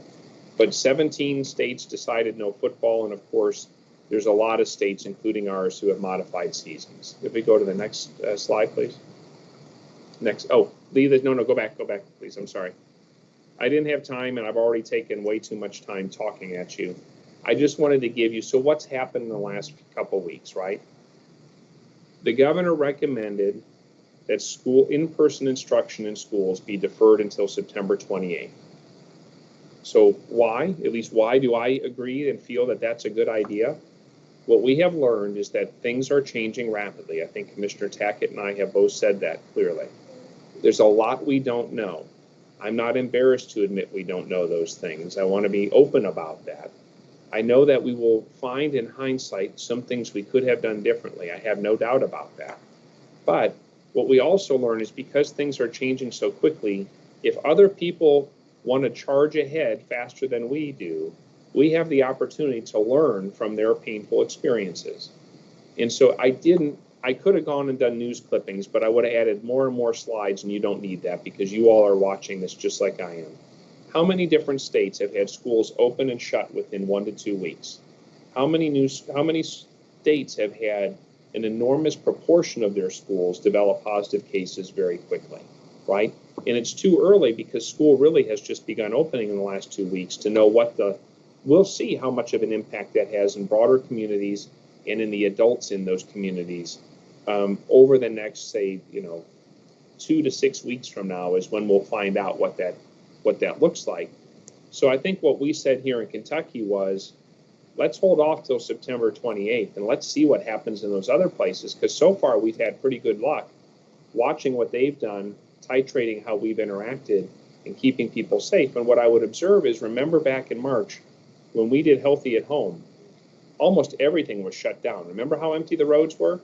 Remember, all the restaurants were dark, all the bars were dark, all the stores were dark unless you were specific types of retail for like food or necessary essentials. I realize we are still operating substantially impaired, but look how much more activity is occurring now out there. If you look out your window and see the cars and see the businesses as you drive to and from your activities. So we have come a long way, and we will continue to come a long way.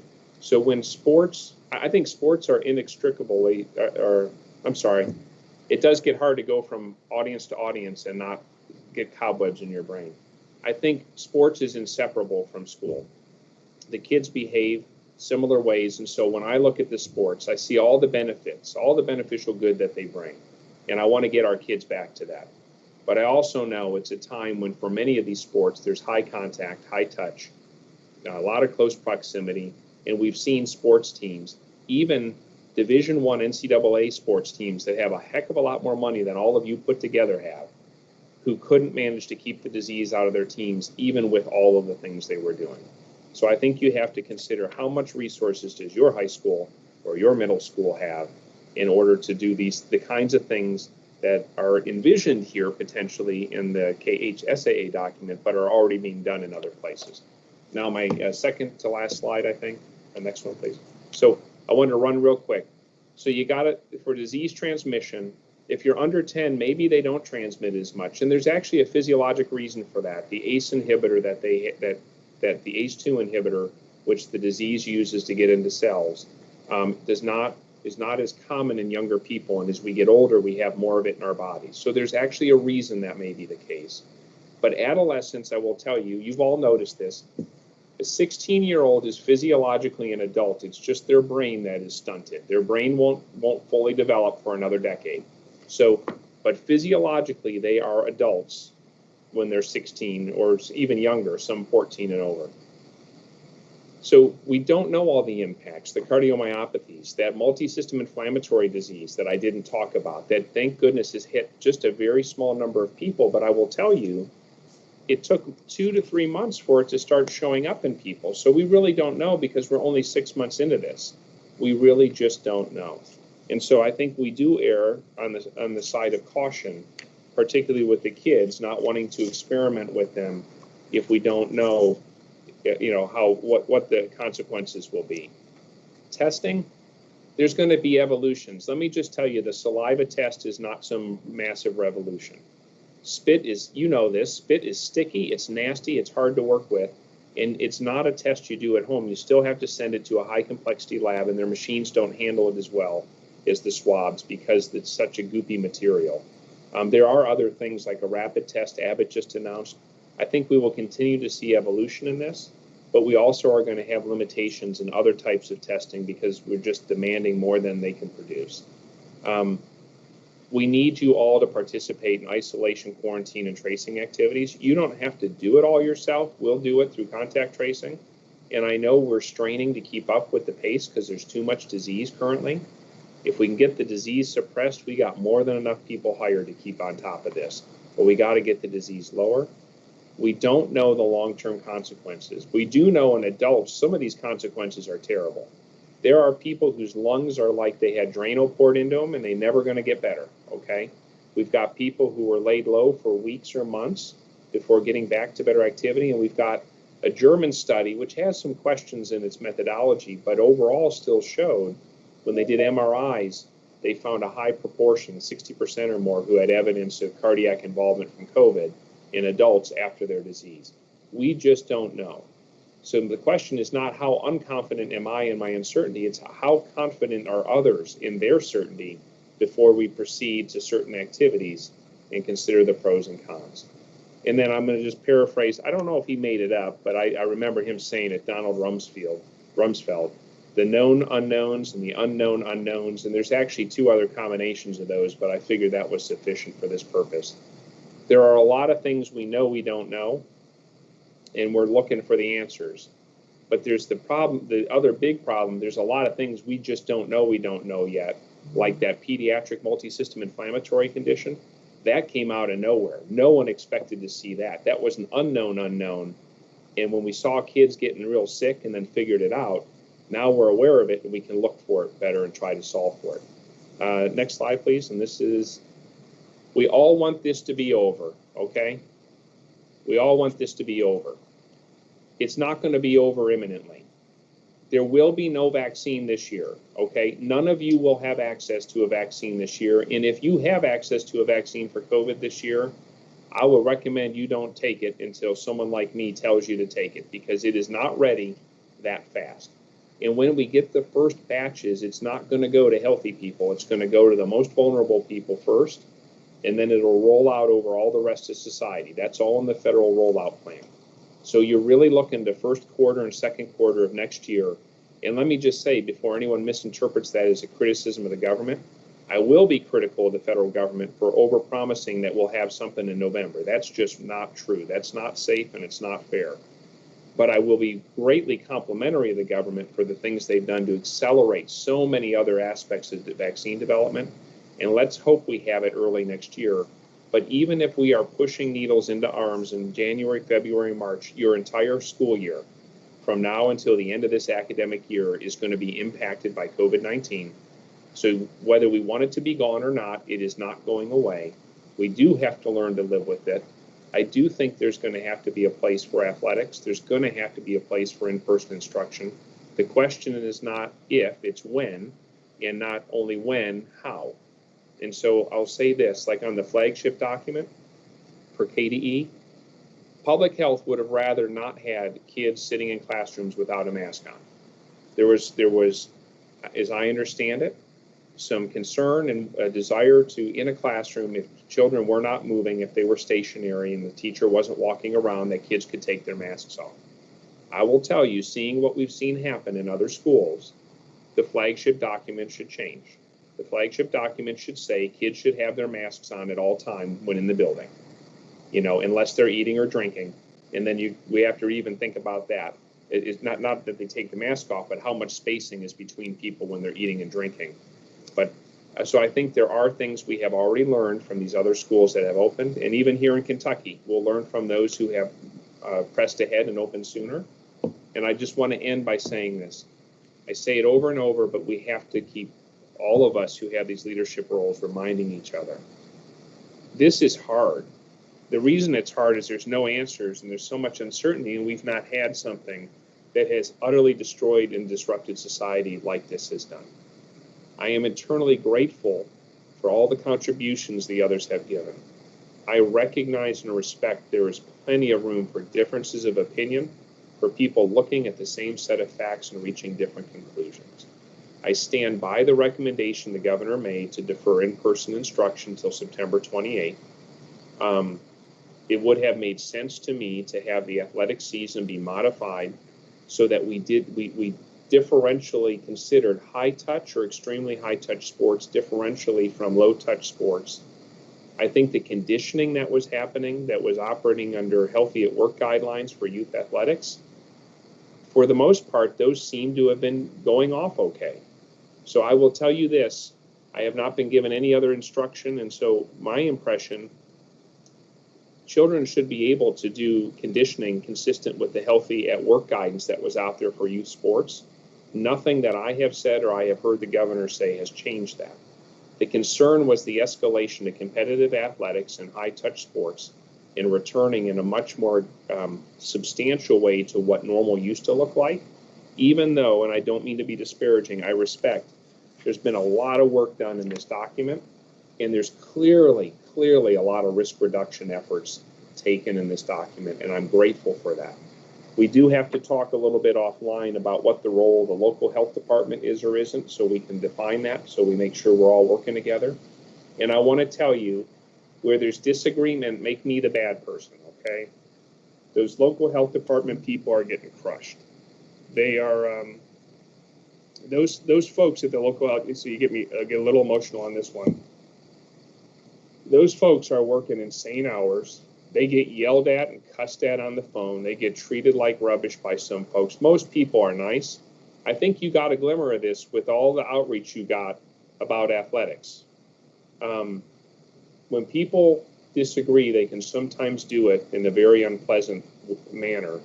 Those local health department leaders only care about your health and safety and that of the kids, just like you do. So if you got to blame somebody, blame me or blame the governor. But please don't pick on the local health department people, because they're just trying to figure out a way through this, just like you are. Dr. Young, I took more time, but that's what I got for you. That's what we needed. Thank you so much, Dr. Stack. I appreciate every time I get a chance to listen to you and to learn from you. I appreciate the remarkable balance you strike between your own humility and the wisdom that you share. And so we appreciate that very much. We will be collecting feedback throughout the meeting. Of course, our meeting is being recorded, and that will help us as we consider what it is that we want to share and direct toward KHSAA Board of Control as our agent. So as we move forward, board members, if you have questions, just know that we will be curating them over the course of this meeting. So we have a few more minutes with Dr. Stack. Please just open mic. If I can't see all of your faces, but I will try to referee just a bit if we need to, if there are more questions than we can handle in a short amount of time. So for Dr. Stack. This is Claire Batt, and I have a question. One of the concerns I have is the lingering symptoms that persist after a case of COVID. Do you have any data that could help us understand the numbers of people who exhibit those types of symptoms that would significantly affect their lives? Yeah, so for the kids, just to be clear, the vast majority of kids appear to do just fine. But the challenge, you've all seen how resilient kids are. That the other thing is, one of the things they teach you, like when you're an emergency doc, is like, if an adult goes into shock, so they have a massive blood loss, or they're profoundly dehydrated, an adult will show their heart rate will start to get very rapid, their blood pressure will start to drop. Our bodies can't compensate as well. You take a little kid who's 8 years old, their heart is able to pump so hard and so fast, it can compensate so well that when their blood pressure drops, that's like right when they're on the brink of death. All right, so what we know in the kids is that outwardly they appear to do just fine. The vast, vast majority, unless they have some particular chronic medical problem that makes them higher risk, the vast majority of kids do just fine. But the vast majority of kids are not competitive athletes. So a kid sitting in a classroom is not stressing their body like somebody doing 100, I'm going to show my ignorance on some of these sports, 100-meter dash or something, so they're not, that person obviously is putting their body through a lot more strain. Now, as far as the long term, I won't be able to find it quick enough, but there were studies that were showing as many as, I wish I could quote the statistics, but I can't. There was a high proportion of people who 2 to 3 weeks after the illness were still not back to their baseline, and a number of people who had these are adults now, had a multiple month recovery period. And then it's a minority, it's probably in the single digits, but there's a substantial single digit proportion who are probably going to have some kind of permanent deficit, that their lung reserve never returns to what it was before the disease because there was significant damage, or their heart takes a ding, and maybe if it pumped at 55%, it pumps at 48% after that. So it's kind of like that may be enough for you to do all your activities, but you may recognize if you go on a hike, in the foothills, that you're not able to do it like you used to. But they may never know that until they get themselves in a circumstance to be aware of it. So we do know in adults that there's still a subset, it's probably 15%, who have pretty significant illness. Even in adults, if you're under 60, you generally do okay. How's that for confusing? I'm sorry. No, very helpful. Thank you. Next question.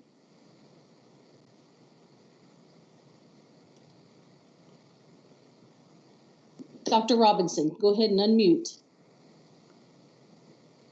Thank you. Thank you, Dr. Stack, for your presentation.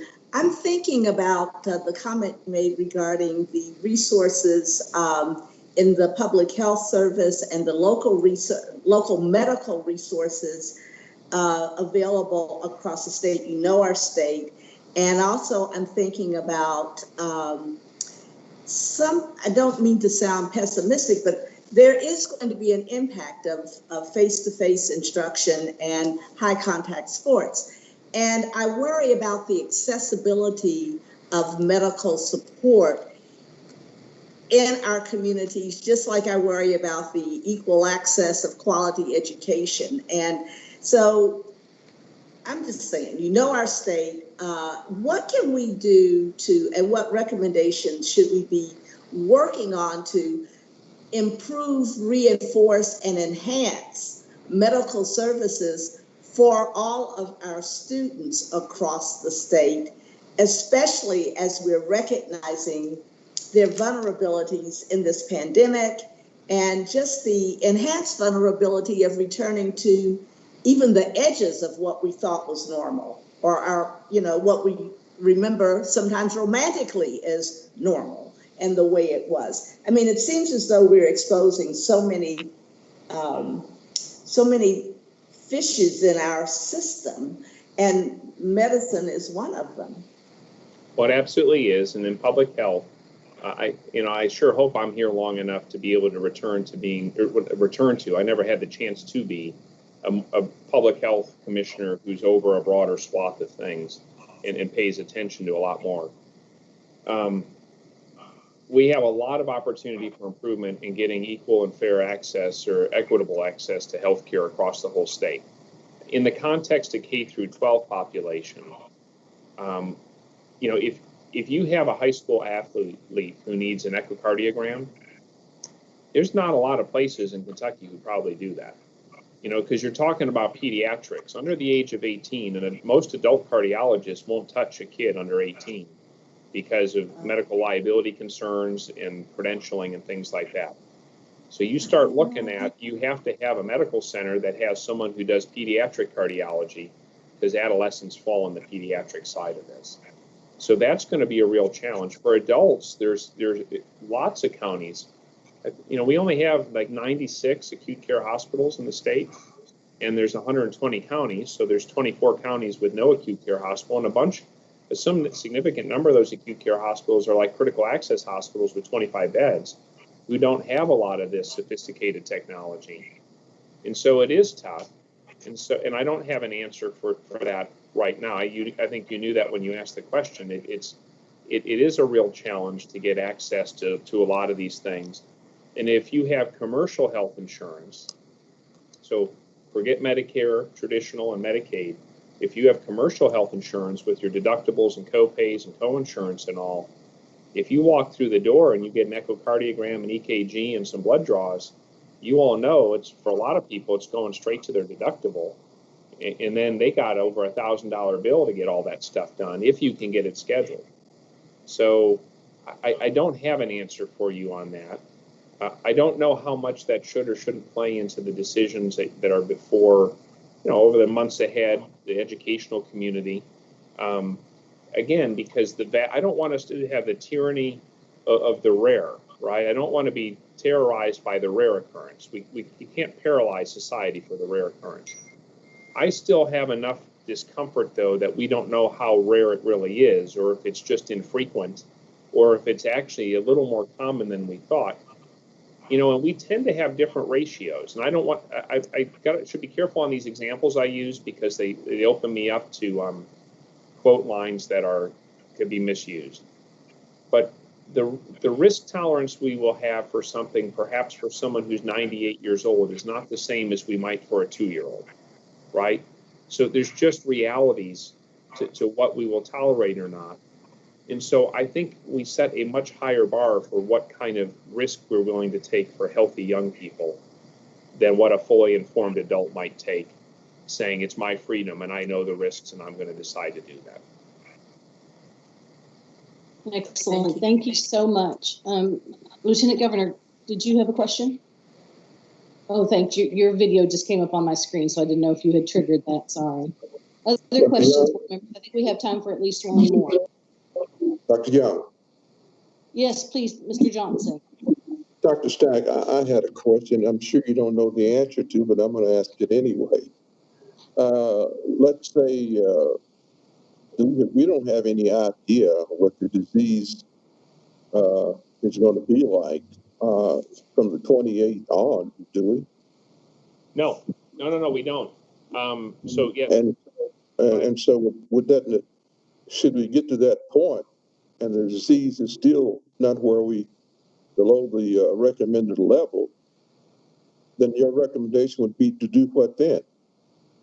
Right. Well, so that's a fair question, and it's also the challenging kind of question that I only am privileged to have because I accepted this job.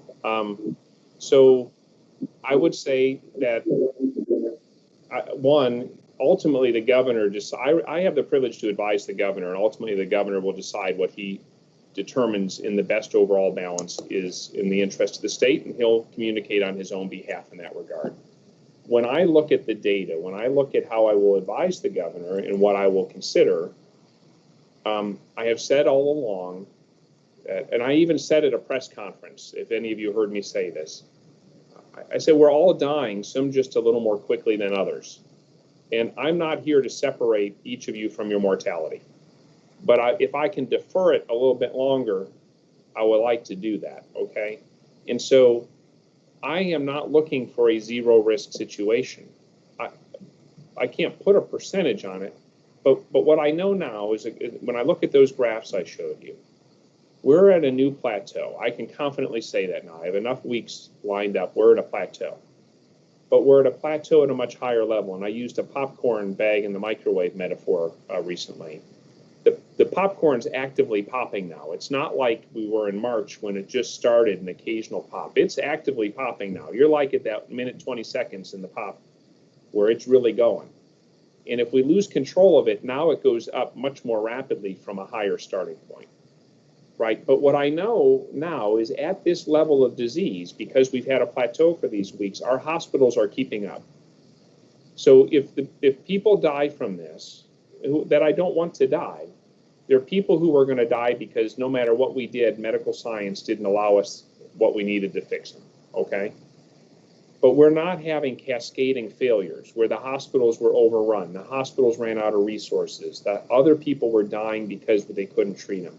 We're not having that. So if I could keep this level of disease and allow youth athletics and school to go in, I would say that would be a trade-off I would feel comfortable with in that balance. So when you say, well, what are we going to do when September 28th comes around? Well, I think we'll have to try to make some opinion a couple weeks before that to allow people some thought, time to think. But I think I've already signaled one of the things I'm going to try to do is work on one of those stage gate models that people can at the county level make some informed decisions. Now, if the disease gets so active, I don't think I or the governor are going to abrogate our responsibility to step in and say, no, that model is when the disease is beneath a certain level. But if it's really out of control, that model doesn't work. So we'll give some autonomy, but let me frame that. When we give autonomy, well, first of all, I got to be careful. The way, again, everything we say, all of us who are in these positions, the words we choose matter. So I'm going to check myself here about giving autonomy. I don't give anyone autonomy. You have your autonomy. You're in possession of that. But I'm grateful that people have listened to the things we've asked you to do, because I think it saved a lot of people's lives and spared us other miseries on top of the ones we already face in Kentucky. But as you go forward in this journey, there is a need and a desire to allow other leaders to exercise the authorities that they were elected to exercise and were appointed to exercise. But in so exercising that authority comes the loss of the shelter of being spared the responsibility for the consequences, right? So far in this crisis, in this really overwhelming once-in-a-century public health emergency, there have been a lot of decisions that have been made from the governor's office and with the advice of the Commissioner for Public Health and the other advisors for other areas in the government. And we did that thinking we were doing the best we could to keep the most people safe and balance these other interests. We're entering a phase, as this goes on, where other leaders will now exercise more of their authority to make some self-determination decisions, and we will all share in those consequences, because I show you all those maps, particularly the one with the 4 different versions of the state over 4 weeks, that if you get too cocky and you get too self-confident in what you know and you think you know, you get not just yourself, but a lot of other people in trouble real fast. And so one of the challenges we have in society is respecting the individual's right to self-determination. But at what point does that individual's exercise of their self-determination entitle them to subject others to severe dangers that the other person did not then get a choice whether they accept it or not? And so if you use examples, right, I saw one of the most dumb things in an op-ed recently where someone said, you get to choose which car seat you have for your kid. And I thought that is such a stupid way to frame that. You get to choose which brand of car seat you buy, but you don't get to choose to put your kid in a car seat. If you drive around with a 2-year-old in the back seat but not in a car seat, you're going to get a ticket. And if you keep doing it, you're probably going to get in trouble for child endangerment. All right, so there are certain things we have accepted in society that you got to put a fence around a pool because kids drown if they don't go in it. You got to put a kid in a car seat because otherwise kids get launched through windshields and die, right? There's a whole bunch of other things. How about if you went to the restaurant, you've seen this stuff, and the chef says, I prefer to cook my chicken at 75 degrees, not 120 degrees or whatever you have to, whatever, 160, whatever it has to be done at. And so what if you get infected, from that raw chicken you were eating, right? We take rules in a lot of ways to keep people safe. But we've got to allow people to make some of these other decisions, and I respect that. So when we get to later in September, it is my hope that the disease will not have escalated beyond where we currently are. Ideally, it will have decreased, because if it doesn't decrease, your chances of success are very low. I'll just tell you that. But if we have been able to contain it where it is and ideally decrease it by all of us urging people to wear the doggone mask and socially distance and wash your bloody hands, if we can get people to do that, if we can all rally around that and understand it is just public health, it is not politics, and we can do these things, then we can get the disease lower, and then all the superintendents and principals have a much better chance of keeping kids in school. And I think when you look at sports, I would be thoughtful about the degree of contact and where there's opportunity to maybe shift. things that are higher contact in a different way so that we don't endanger all the sports, because if you start having all the high contact kids get sick and it shuts the school, it means that the low contact kids are going to also probably get pulled along if the school goes out of session. So, but I'm not an educator and I'm not a coach, so there's just a lot that I have a lot of respect for that you know that I don't know, and I just want to be honest about that.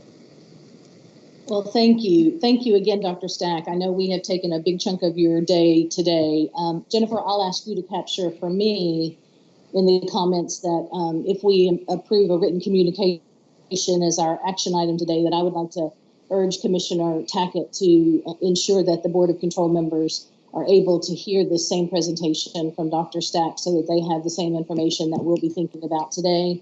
And to thank Dr. Stack for loaning us Dr. White as our contact out of his office, the work that she's done, and to ask her to also work with the Board of Control to analyze their documents in light of some of the concerns that Dr. Stack has touched on today. So thank you very much for your generous gift of time. Sure, go ahead. No, I want to say I have a 2 o'clock to jump to, but Yeah. thank you. Another audience that I'm sure will be overly thrilled that I'm there. But Dr. White has corrected me via text about my quoting of popcorn popping times, and so I will try to get that better for the next time I present. I happen to be looking at Mrs. Adams, and she and I both appreciated a good popcorn metaphor, so get it straight. And I'm grateful to Dr. White too, and thank you for working with her. She's a wonderful resource, and this is such an important topic. We devoted Dr. White and Dr. Meserly specifically to this topic, and so and that's why you don't see me as much. But thank you very much, everyone, and good luck in all the leadership responsibilities and activities you have to do. And to you too. Thank you so much. Thank you. Bye-bye. As we return to our agenda, thanks for having Julian on deck. A good coaching friend of mine is texting me and he's laughing at me trying to use sports analogies really badly too, so I'll quit. But I would like to go ahead and have our superintendents share with us today. Many will be wondering how these guys, who these guys, where these guys. These are folks that are not on the Board of Control, and among superintendents that I have spoken with, that Kevin and his team have spoken with, there are a variety of perspectives out there, as you might imagine. So today we're offering consideration for the board to get a broader picture of the information that is already out there. And so thank you to those guys for coming today. And these are not scripted responses or testimonies. We just want to hear from you about the things that you want the board to be thinking about and that we might share with the Board of Control for them to be thinking about. So Dr. Randy Poe, retired superintendent of Boone County Schools, is with us today and had a bit of limited time. So I'd like to ask him to go ahead and unmute your mic, Randy. And oh, thank you. And then share any opening feedback that you may have. And I don't know if the board will have other questions or not, but I'll turn it over to you. Sure. Thank you. And to the board, it's a privilege to talk to you. I think that this topic that you elected to make sure that it's debated widely is very important, because there's a lot of concern out there on both sides of the issue. And in my present position, which I am not representing, but I'm here representing a lot of input from different superintendents, and I'm not taking their statements, but what I've learned from them. You have to realize that there are about 100 new superintendents in the state that are in their first terms. And this is definitely the most challenging decisions that they have to work with. In my past, in 37 plus years, I dealt with the H1N flu in 2008. As associations at that time were not on the same page, we had one school in our particular district at that time that had about a 20% transmission rate of the H1N1 throughout our building. During that time, we were fortunate that you had the Tamiflu that helped as an antibiotic. But still today, several of those children who are adults still have trouble breathing problems from one was developed during that particular time. And as a superintendent, those students are always with you no matter what. You believe that you were part of that decision when you held school or didn't hold school. At that time, we overwhelmed the local health district. They could not keep up. So that is what we have to take into consideration as we talk about this complex issue. We know that we want to get back to normalcy in our lives, but that total normalcy is not realistic when we start back. We've heard from multiple different sources today, and obviously I'm nowhere can speak as eloquently as them. But businesses and adults can take care of themselves. When it comes to students, we need guidance and leadership from all of us. In the past few days, the Kentucky High School Athletic Association has released new guidelines, which has been helpful. The only problem is that they released those after the start of making some decisions. So superintendents were not privy to some of that information, and that's where some problems have come into light. Superintendents are right in the middle of flipping back into virtual learning, and they're worried about following their ministerial rule for athletics that in those documents that were just released. As the Commissioner Tackett said, if it's recommended and I don't follow it, I open myself up. So leadership is not easy. It's difficult. It's not doing what just others want us to do. To take the safety, we have to take the safety of our entire community in mind. This is what is best for the community and not one specific group. That's what Dr. Stack was alluding to. Superintendents must have faith that they will not be second-guessed by the Kentucky High School Athletic Association, KDE, or the Health Department. Returning to school and activities is a community decision, and it does need to be a local decision. But the local decision must have all the facts, as Dr. Stack just said. We cannot ask the locals to do the work of these three different associations. We need these three different associations to be on the same page, to give us guidance, so that we can make appropriate local decisions. We want our children back in school. We want normalcy. That must be the fundamental goal overall, is to get our children back in school. I truly believe in social emotional learning. I believe everything Commissioner Tackett talked about. But the number one thing for 100% of our children is to be back in school, not just 40% or 60% or 80% or whatever the number is.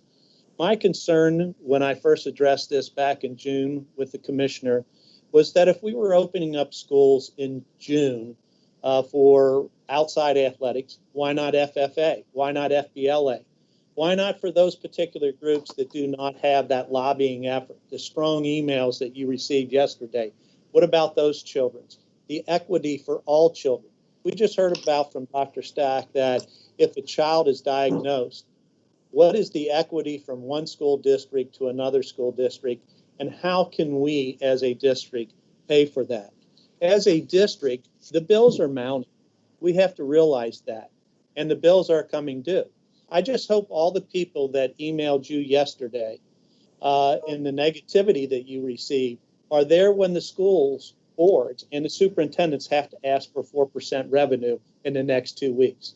Will they be there asking for you to raise that revenue so we can pay for all those guidelines that we just put out?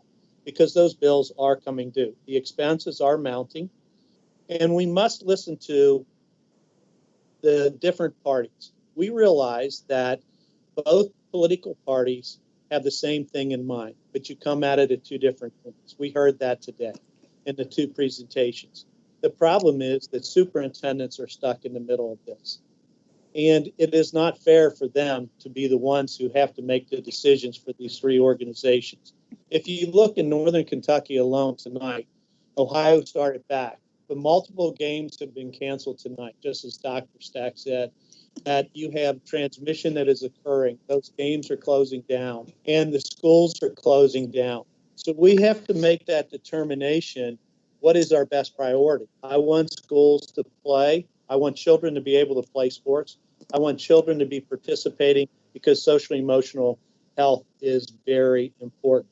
But we have to have mutual agreement between the groups.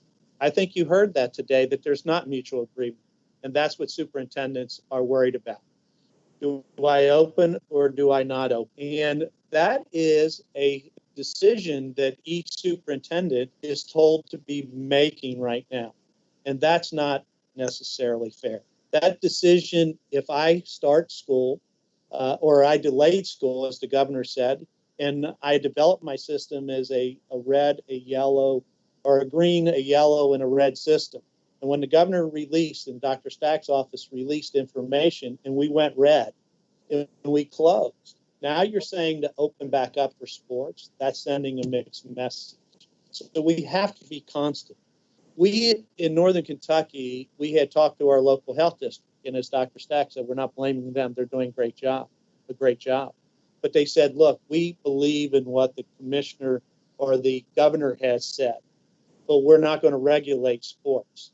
Well, how then, as a superintendent, do I get that health information that I need? Now, the tree that was released today or yesterday is very good. I wish superintendents had that a week ago. Then some of the topics would have been cleared up. So based on that, I think that this has been good dialogue and good discussion for those out there that were wondering, why are we even having this discussion? Why wasn't that discussion? Well, I want to just say that I want to applaud Commissioner Brown for his leadership in doing this today, because the three bodies, the Kentucky Board of Education, Kentucky High School Athletic Association, and Dr. Stack's office have to be on the same page. For us to do our jobs and to do local control, we must know that we're not going to have fingers pointed at us. The legislature, when they left, they could have done something which was give us immunity out in the buildings. They did not give total immunity. They said, well, immunity exists. But we also know that districts, just in the last few days, were asking people to do waivers just to go back to school. Those are being challenged. We see lawsuits across the country. So we're asking our administrators to take a 30-some page document that was just released in the last day or two, Wednesday, I think it was part of the presentation, and say, can you do all these things? And if we're wondering why some superintendents are questioning why we're doing this, or why was it state control of one thing and local control of another thing, that's why they're there. And that's why they're scratching their heads. And they really don't know which way to go. I talked to 3 superintendents before this call today. And the question was, because one school opened up and another one did, what the feedback, the constant pain that they were getting. And I said, you have to have your plan. You have to stay with your plan. You need to call audibles. You need to be flexible. But at the same particular time, if your plan is working, stay with your plan. And I think that's what we have to think about today is I'm not here to say whether you play or not play. I'm just here hearing from superintendents in the different role that I have that it is very difficult for you to say they should make that final determination when 3 associations are on different pages. So my ask is to the Board of Education is that the Board of Education, the KDE, the Kentucky High School Athletic Association, and Dr. Stack's office get together after this particular call and make a definitive, unified response so that superintendents can then act with local control and do the how and carry it out for the safety and well-being of all our children, but also our communities, because our communities are the ones who's going to pay the price for this one way or the other. It's just not the individuals that say, okay, play, go play, because there's more than just go play. I'll end this with just saying, once again, thank you for giving me some time to talk and to represent some of the few that's not on the board of control. I've been a superintendent a long time, and I was asked, are you happy that you left? And the answer really is no, because I don't wish this upon any new superintendent to make this decision. Some of us have developed thick skin over the years, just as you have as board members with all those calls. You're going to do the right decision. And the right decision is making sure everybody's on the same page. So thank you, and I'll end.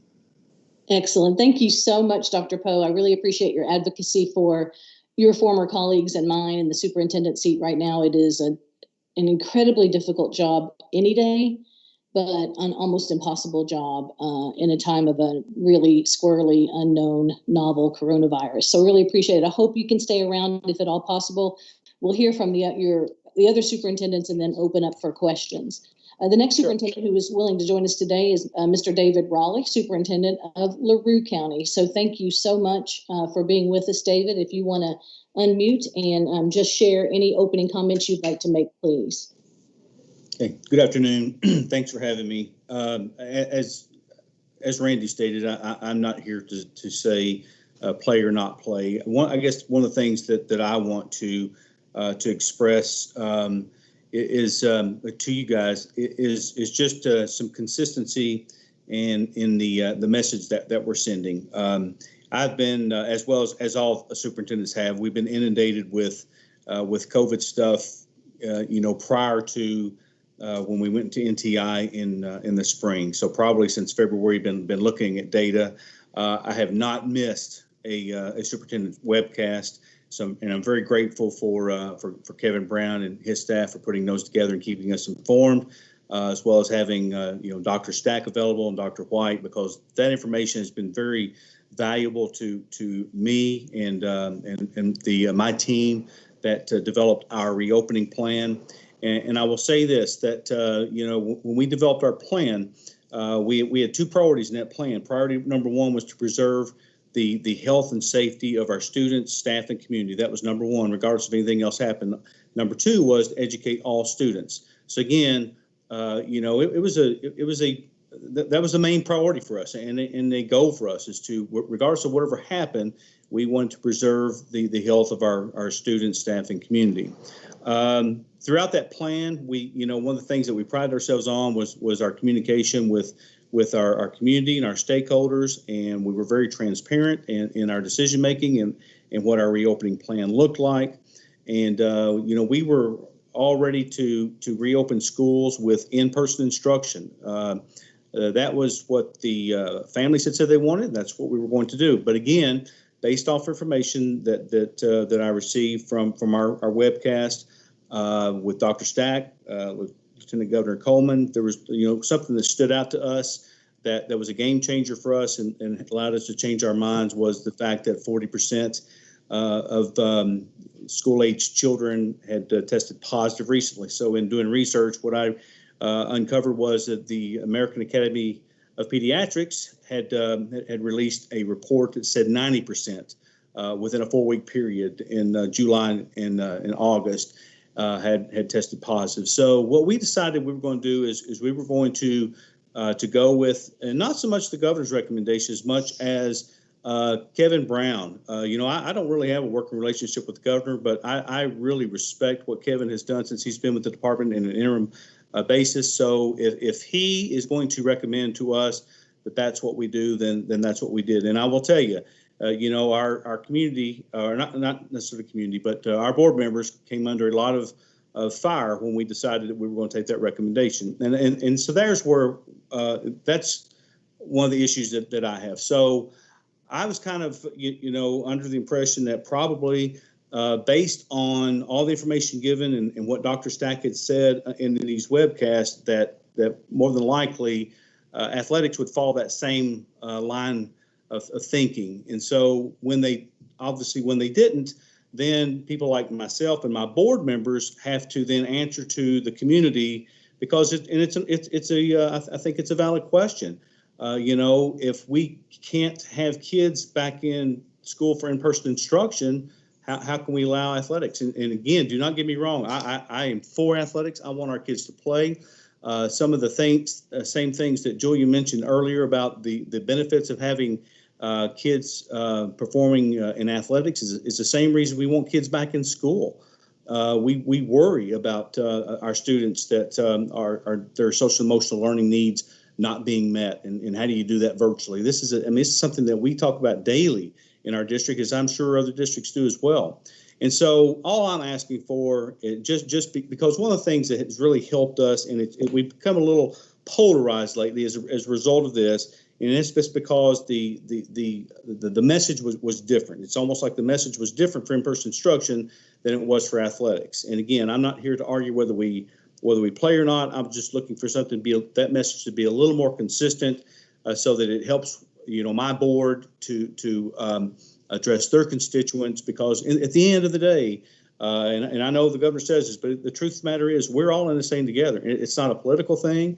It is absolutely a health thing, and we just want, in our district, and I know I'm speaking for every district across the state, we want this thing over. We want to get back to normalcy, and we will do whatever the best way do that is. But I guess I'm just asking is that as we, and Randy talked about it perfectly, all these entities working together, if the message can be consistent, to use an educational term, congruency, if we can be congruent in our messaging, and I just think that it will make things go a whole lot easier and a whole lot better as we communicate with our communities.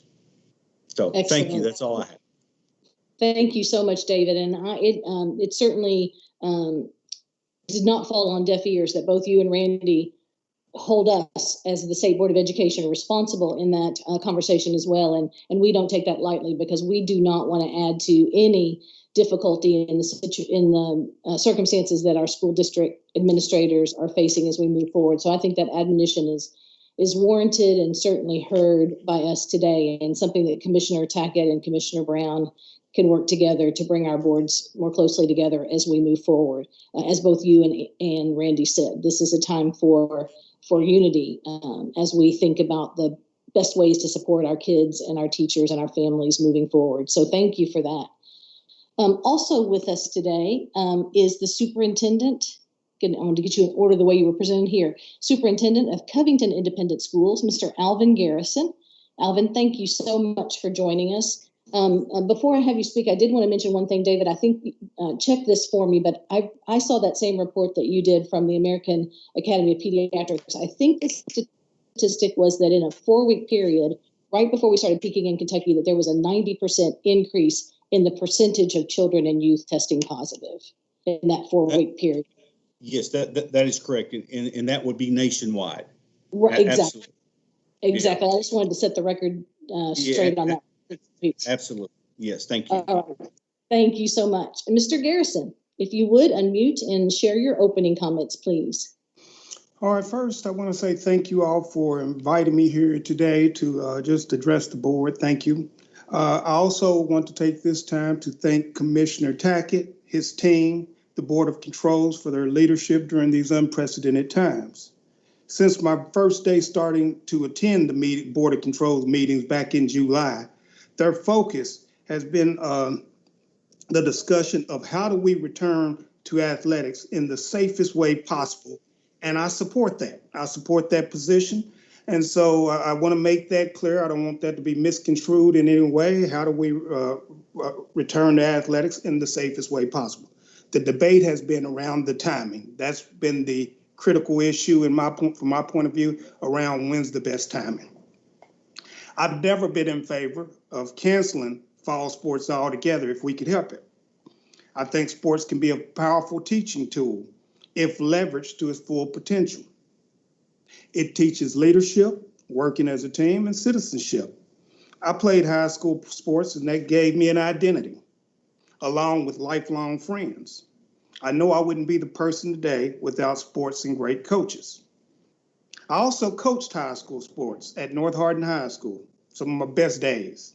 I coached freshman football and basketball. In that role, I was not only their coach, I was their counselor, I was their advisor, I was their disciplinarian, I was their cheerleader, and in some cases, I was their second parent.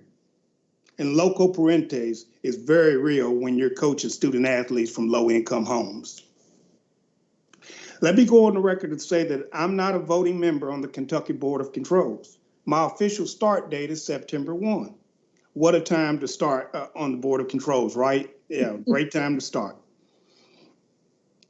Yes, I, along with the group of Northern Kentucky superintendents, disagree with the decision to start practicing and start sports on the 24th. We did not think we should start fall sports with not having in-person classes or school. Me personally, I think it sends the wrong message to our student athletes. It places a higher emphasis on sports than school. For kids like me growing up, I thought sports could improve my situation and possibly my quality of life. Back in the day, you didn't have sports without school. AAU was not big then. We all know that very few kids are going to play professional sports. So for most student athletes, there has to be a school component. The second reason I disagree with with starting right now is without testing, how do we know who has what? The sniffles you have, is it a common cold, the flu, or COVID-19? In my opinion, schools do not have the resources to test regularly. Are we placing kids and their families at risk? Yes, we can take student temperatures, but for high contact sports, I prefer a few more assurances when considering student health and safety. Well, some people would argue that families have a choice. I would say that some students don't have a choice. These student athletes see sports as the only way out of their difficult circumstances. This position also makes the presumption that athletes receive well-informed guidance from their homes. Most athletes I've had the pleasure of working with over the years were lucky if they had a parent attend a game, let alone giving them good advice regarding their health and safety during a global pandemic. Finally, as I think about the notion of local control, I know this has been mentioned. I mean, and I support local control to a certain extent, but I think this is going to go back to the theme you heard from Dr. Poe and Superintendent Rowley, is if the governor's office, the Department of Health, the Department of Education, the High School Athletic Association, and now the Board of Education, through its actions or inactions, give signals that it might be okay to return to fall sports, who am I as a lowly superintendent without any additional data to say it's not? How do I advise my Board of Education around this issue? If I recommend starting or delaying fall sports at this time, will I maintain my integrity or will I risk losing the trust of my community? In the end, for some of us, the NBA, along with other professional sports organizations, are showing us right now that there are more important things to life than athletics. And I agree with that position as well. Thank you. Thank you so much, Alvin. Alvin, I really appreciate hearing from you today as well. And the thread that has run through your message and that from David and that from Randy is really clear for us as well. And again, know that none of us intended for any of you guys to be put in a bad spot when you have to deal with these local issues. I've watched it unfold over the last few weeks in a really painful, excruciatingly painful way. So thank you for all you're doing and for being with us today.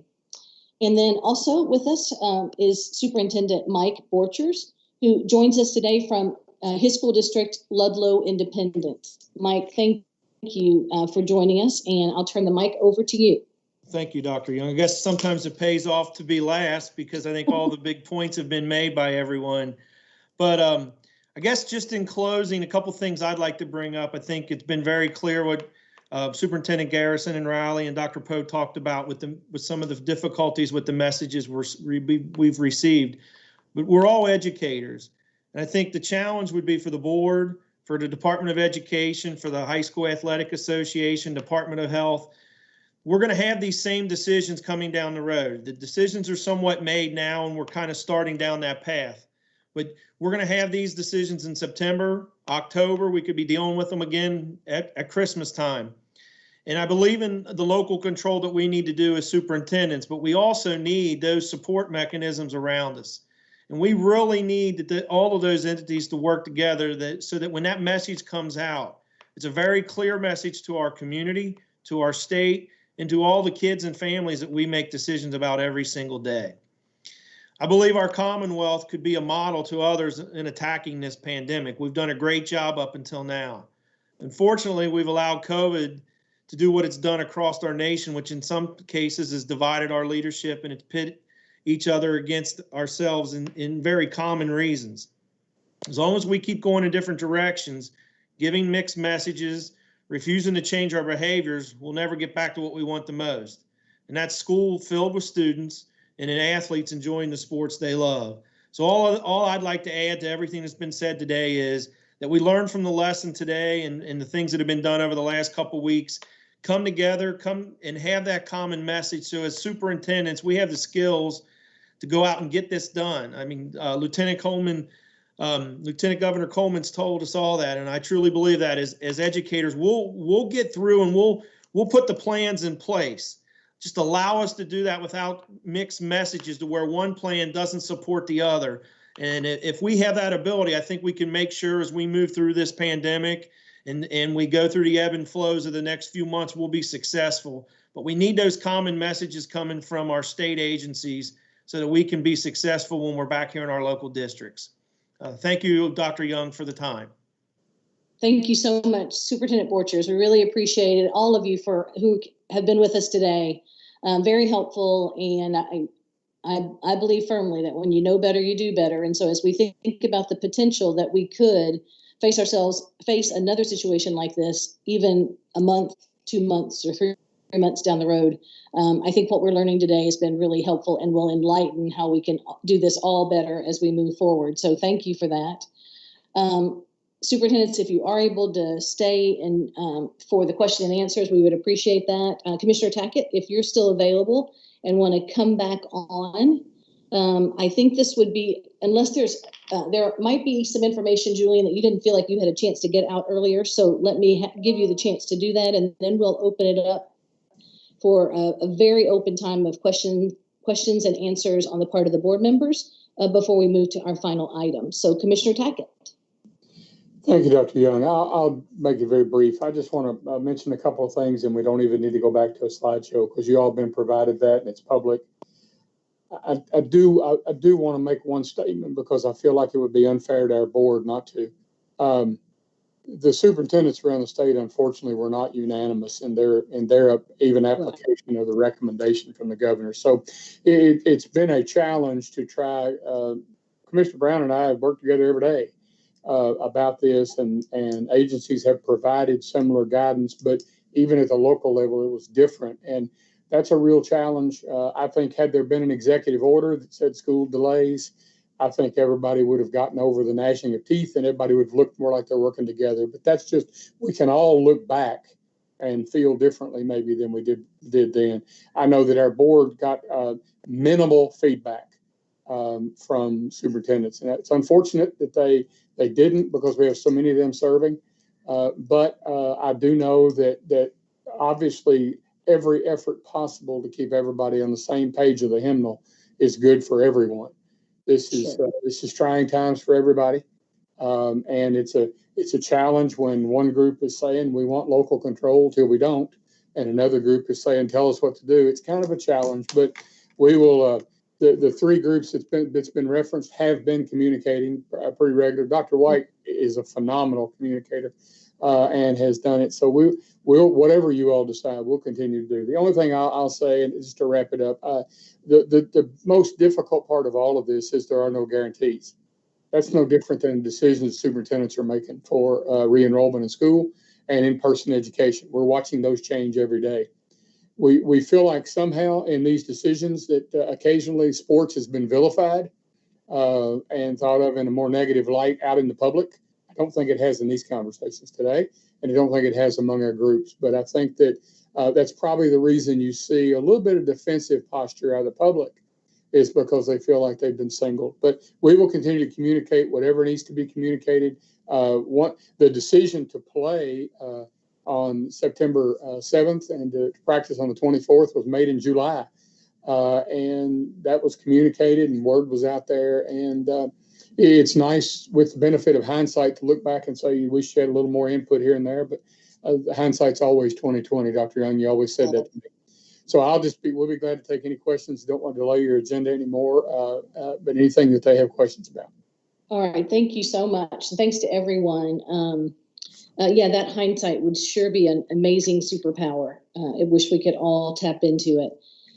I'll start off with questions. This one's mostly for you, Julian, but the superintendents can jump in on this too. Talk to us a little bit about generally how the Board of Controls, and then specifically now how the Board of Control and your team will move forward around monitoring compliance with the guidance once it is firmed up.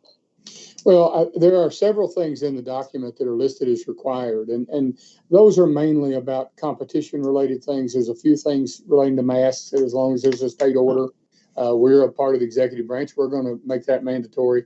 Reports would have to come into us. We've got an incident report system on our website. We'll probably do that. We are not staffed to handle 300 inquiries a day from one soccer game or something like the phone calls that came in yesterday to the department. And again, I apologize to the receptionist at the department. But I think that we have put out there that the compliance standard, we have 26 bylaws and 27 of them. The 27th one is the one that says what happens when you violate one. And all of those are open. We clearly repeated that in the document. We have given that assurance already to the governor's office, who asked that same question.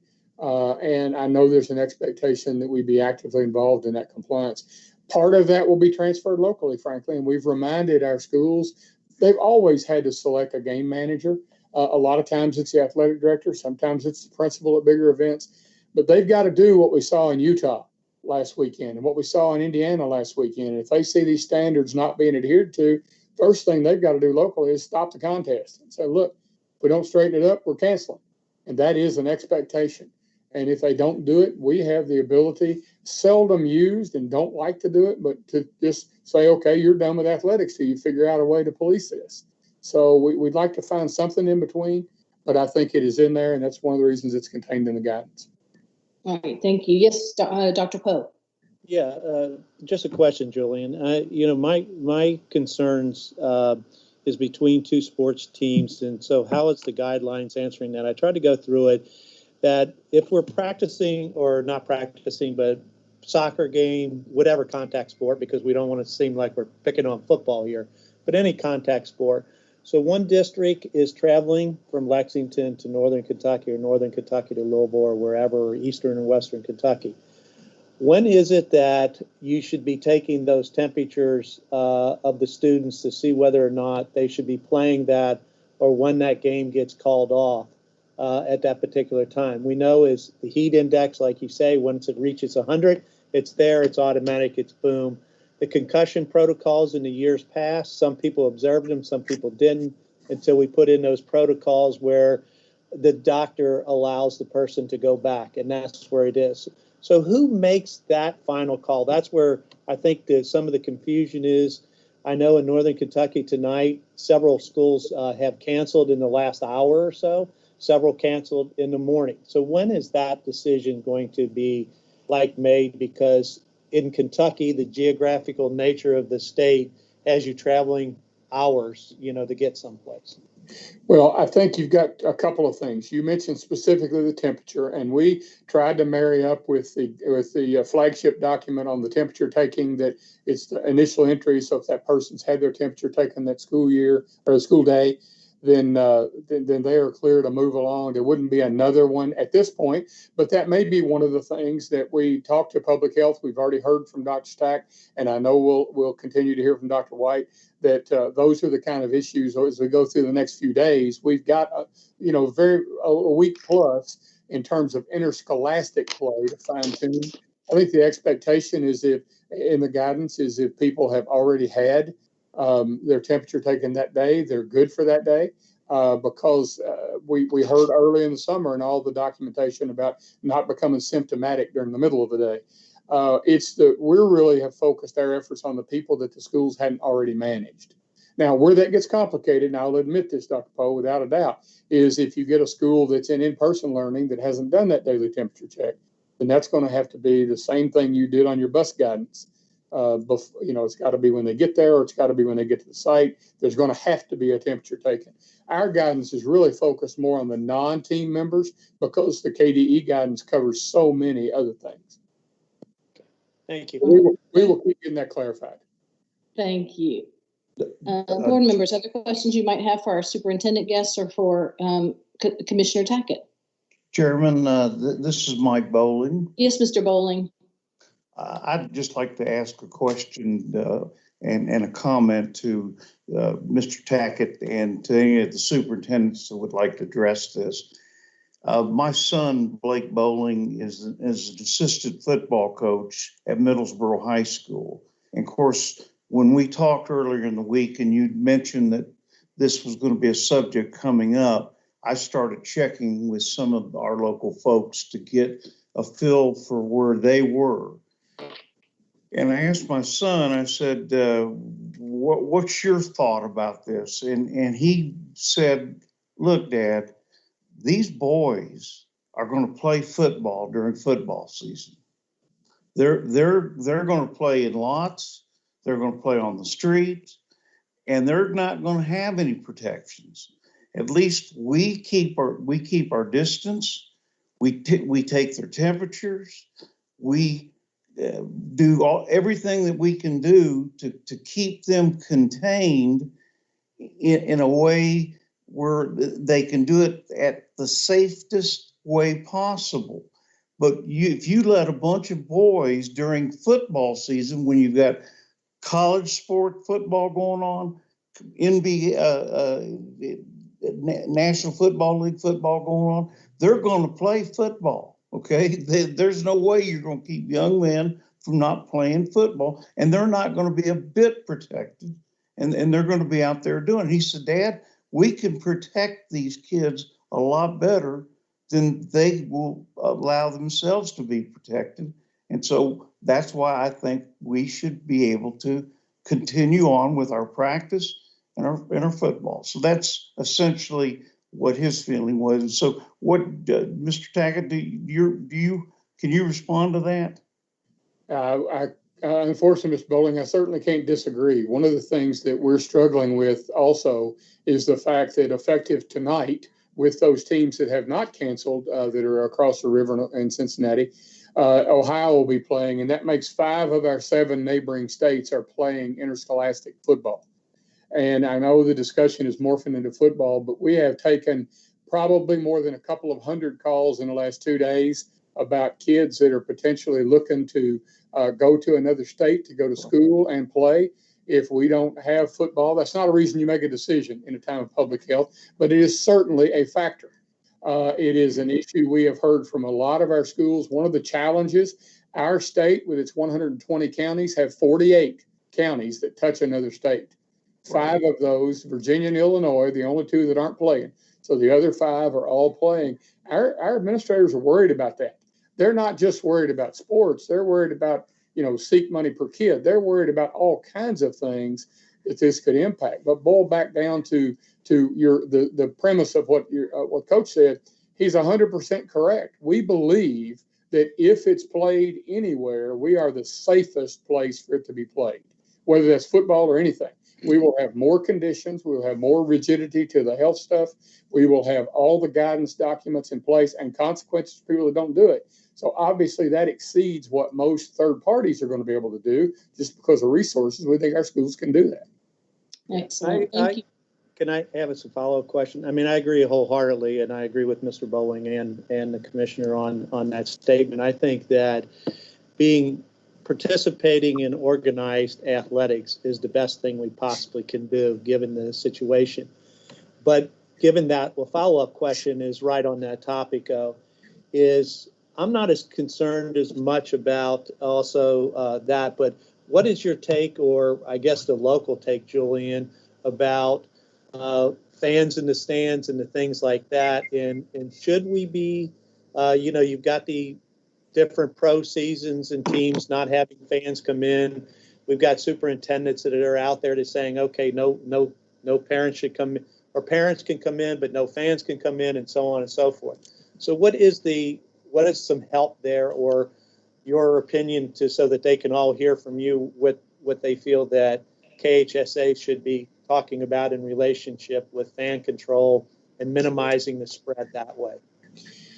Well, Randy, we've been talking about this, excuse me, Dr. Poe, we've been talking about this for the last few weeks and been very careful to say that in no way should anyone be expecting to see a full house like we used to see a year ago, or to see big crowds. We have put in the document on purpose the fact that that's got to be collaborative, and that may be one of the things that Dr. White and Dr. Stack and the folks at KDE and I work on some cleanup, but we know that's got to be a local decision. Our facilities are so different. I saw a facility yesterday that their superintendent has announced he will have no attendance. He went through the hard task of getting his board to concur with that, and at least starting out. What we've recommended in all the guidance is they divide the season into segments where they can gradually increase 3 segments. The first segment be your smallest. We said if you can't come up with something, start at 20% and talk about it. Now, that may be too high in a local level, depending upon your incidence of the virus. But a lot of it is how we can handle those crowds and how we can keep everybody socially distanced. You know, there's people that have, for example,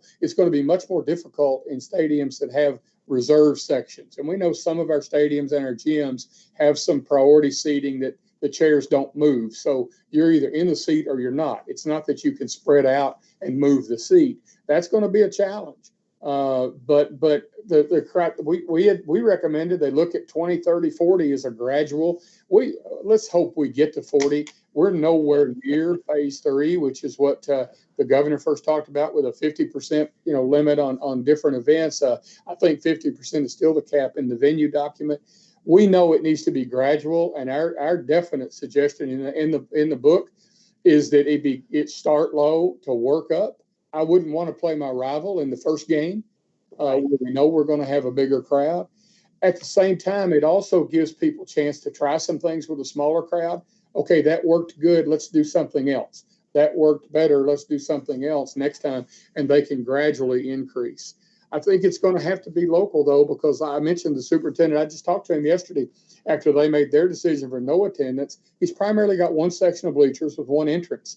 He's going to have difficulty managing some of the social distance things where a venue that has multiple entrances, multiple sections may have a little more flexibility. So that's the guidance out there. And I just, to be honest with Dr. Poe, it's every facility is so different. No, and with 280 would be hard to declare. Great. No, I agree with you. And I think your explanation was excellent and on point. And that's the reason for the question, is that there are some people that get bashed because they don't think that they're following that, when in fact, that's where the local control does come into play. If you can play, and you might have to play, but limit the crowd so you can play. And I think that's what people have to realize, that this is not a one-size-fits-all type of activity for anybody and everybody here. No, and you hit something that is in my concluding remarks that I'll go ahead and say, because I want to give Dr. Young back her meeting. First priority is the young kids being able to play in the contest. First priority. Then we start working down to parents and or bands and or cheerleaders and or fans. It starts with the kids having the opportunity. That's the priority. Thank you. Thank you so much. And Dr. Robinson. Well, I've heard this has been a fascinating conversation at one level and just kind of scary at another, because I've heard a real consistent call for consistency between and among the department, the board, the Department of Public Health, and the High School Athletic Association. So I'm gonna ask us, if we were to come together, I want to agree on outcomes toward which we are determined to work. Otherwise, there's no point in coming together, and we can say local control, local control, local control. But to me, that feels like so lacking in courage and integrity that that's not a position I can take. Local control toward what end?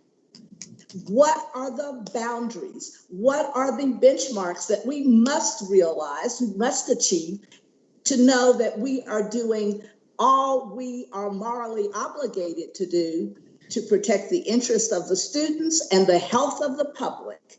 So our job is the public's interest. It is not to take away rights, individual rights. It is not to limit prerogatives where your personal prerogatives don't infringe on the prerogatives of others to not get sick. So the challenge is still our challenge. I think that this has been an informative session, but I think we've got more work to do in order to satisfy what I feel is our obligation to deliver a sound educational system, which we appreciate includes the extracurricular activities that students use to develop leadership, to develop a sense of citizenship, and to understand how to work together toward a victory, because that's what we want for our state. Excellent. I always try to resist the urge to say amen after you speak, Dr. Robinson. Thank you so much. Chair Young, I have a question. Yes, please.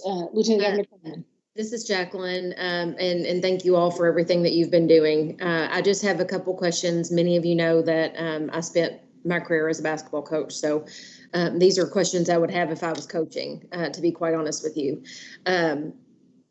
And these may not be questions that can be answered today, but they may be for deliberation in a later conversation. But first and foremost, I would say, while I completely agree with the fact that coaches build those relationships with kids and our touches with them create a sense of safety and normalcy and support that they aren't getting anywhere else.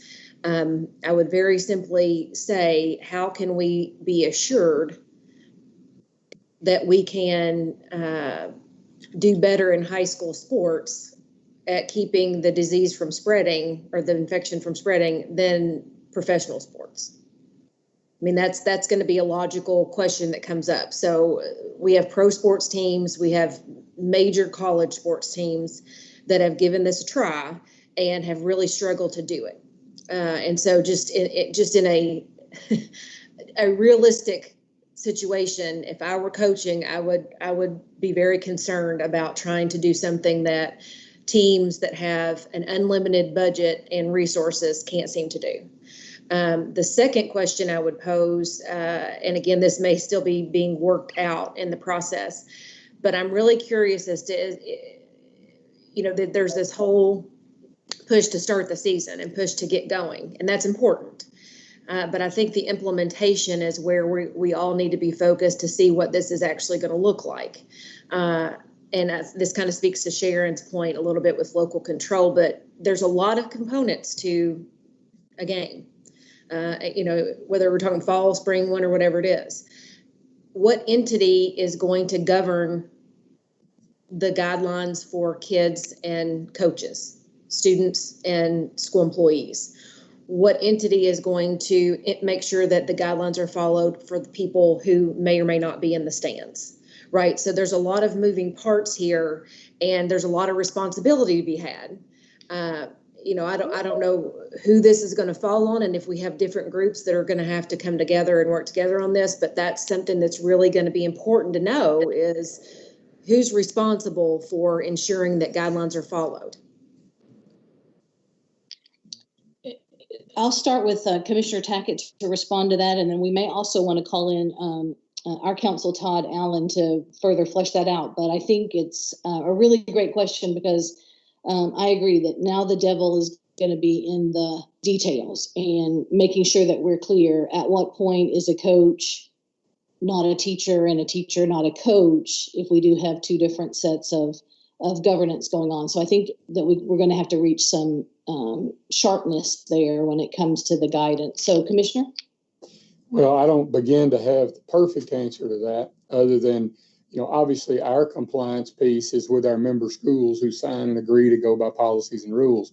But our authority is somewhat limited, particularly as you just mentioned, Dr. Young. We don't employ the teacher coaches. They're generally on extra duty contracts when it comes to coaching, even if they're not a school employee. They're tangentially, but yes, but no. You've got school-based things. You've got things that, frankly, our council and Mr. Allen and probably the governor's office need to work on. If that becomes down to that granular detail, we may need to look at additional things that we reach out to help for, whether it's the lieutenant governor as secretary or of education or you all, to make sure that authority is clear. I think it's going to take a team effort, quite frankly.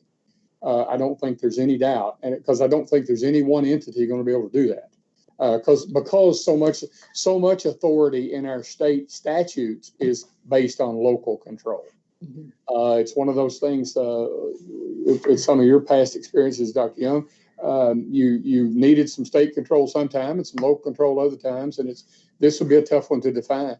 The first one, I do want to address the point that we've been making with our coaches, and I think so far they've done a good job. Now, like the governor indicated yesterday at the end of his press conference, he looked pretty tired.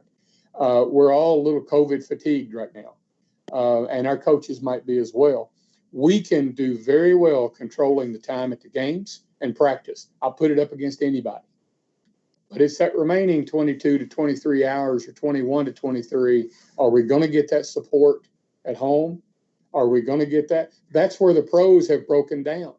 A strip club in Miami, a social outing out west or in the Midwest in Denver and Utah. You know, the bubbles were good until people got outside of them. We don't even have a bubble. So if we don't have complete buy-in from the athletics community, it will fall on its face, as it already has in minimal cases in our state and certainly has in other states where teams have had shutdowns. We're happy with the fact that in Iowa, where they played summer baseball, 94% of their teams got through the season without a COVID delay.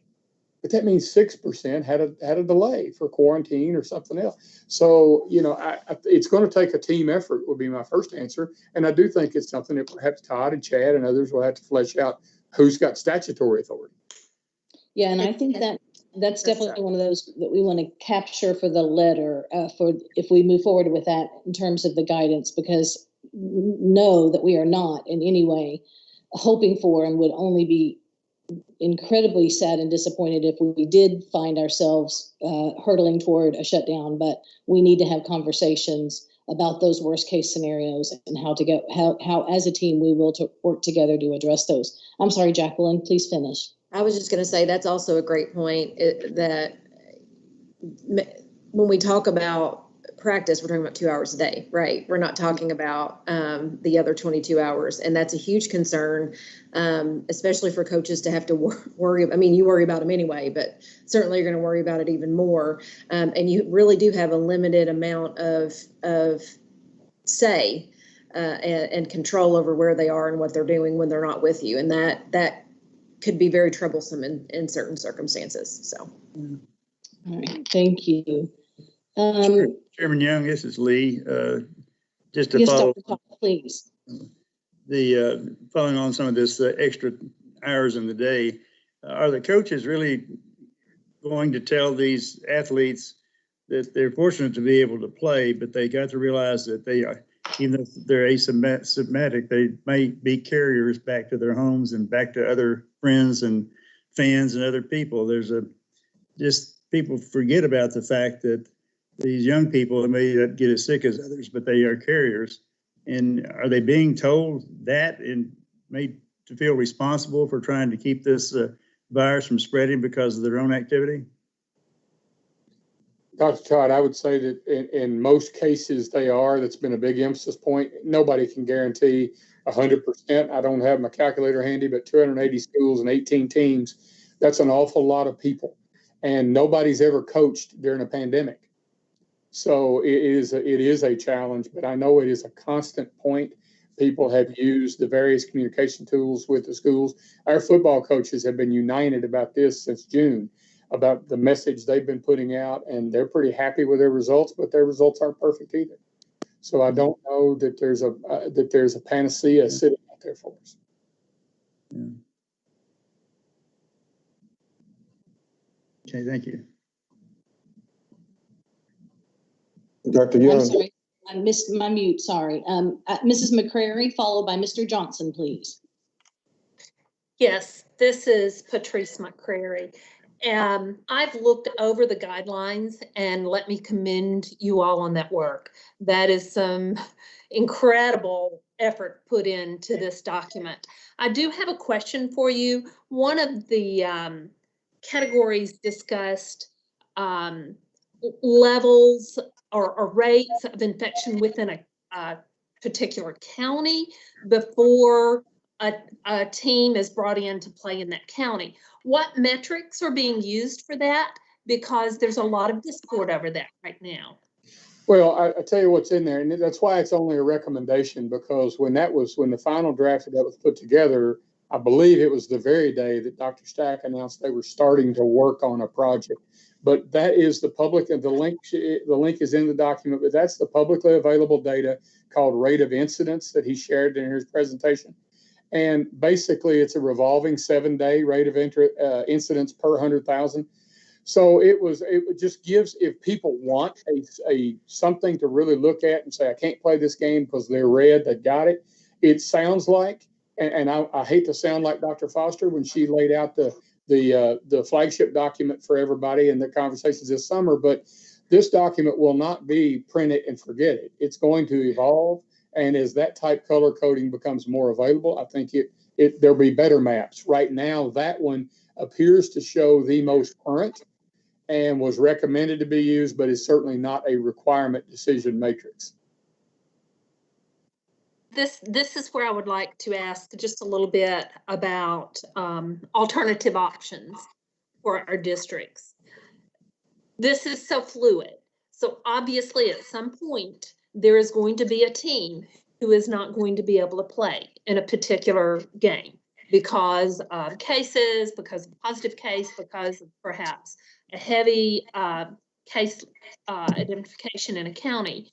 Is there fluidity within schedules, whether it's volleyball, soccer, football, where that team is notified, no, we're not able to play at this point in time? Will the season be extended in a particular manner so that those teams can still play those games, or could quickly a game be rearranged? There are just so much going on within this that is just overwhelming.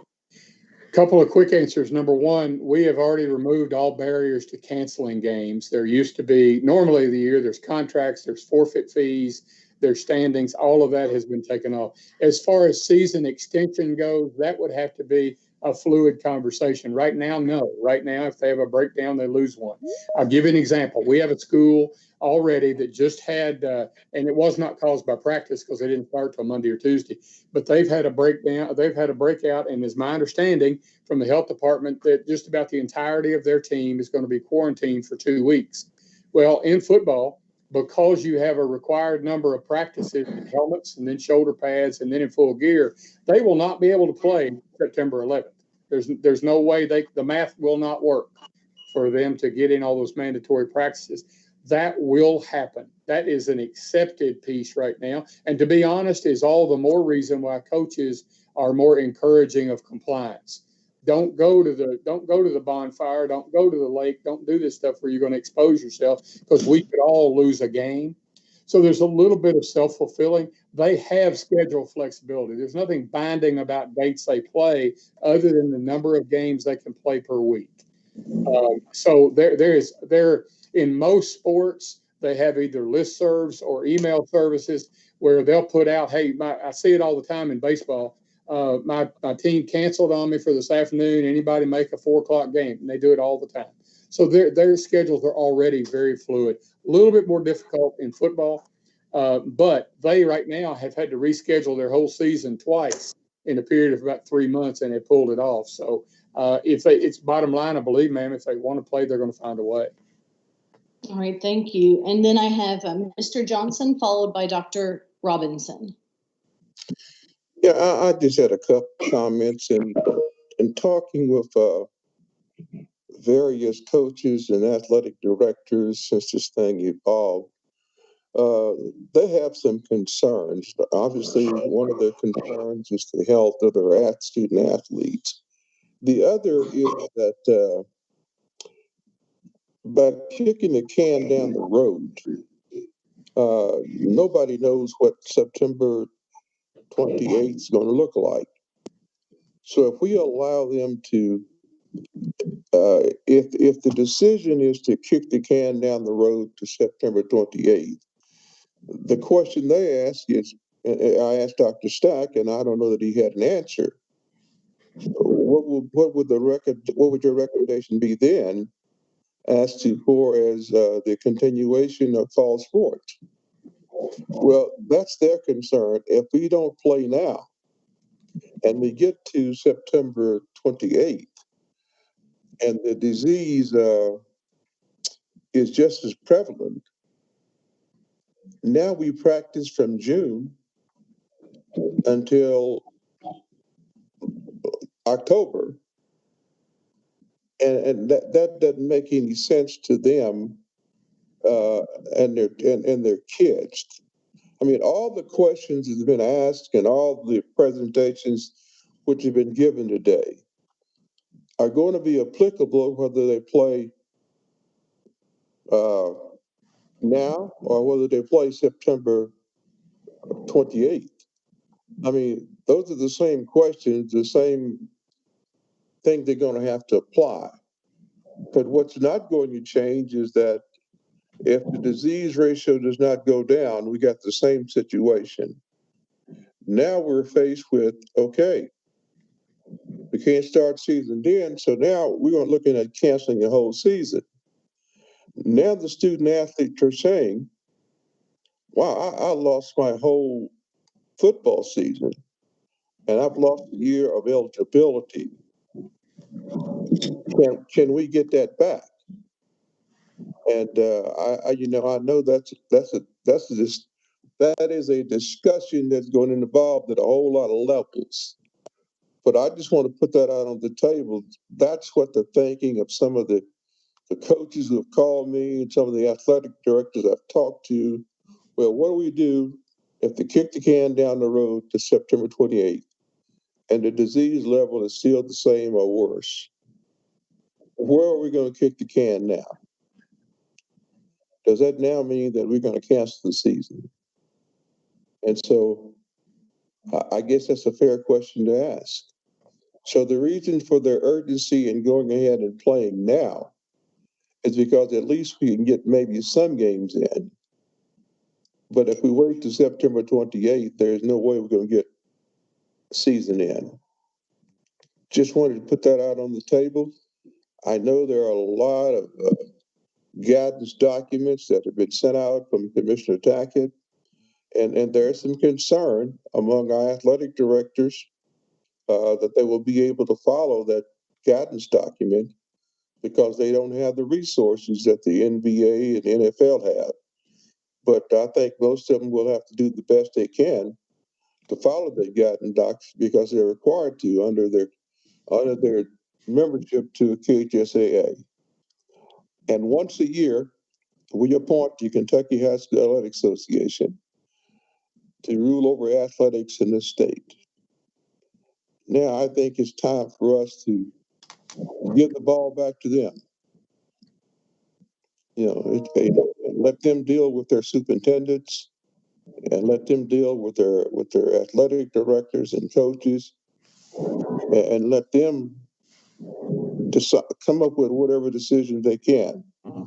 Because in the decision that was recently made, as I listened to the presentation of all the board members, all but 3, I believe, said, we have talked with all of our schools in our regions, and their desire is to continue to play.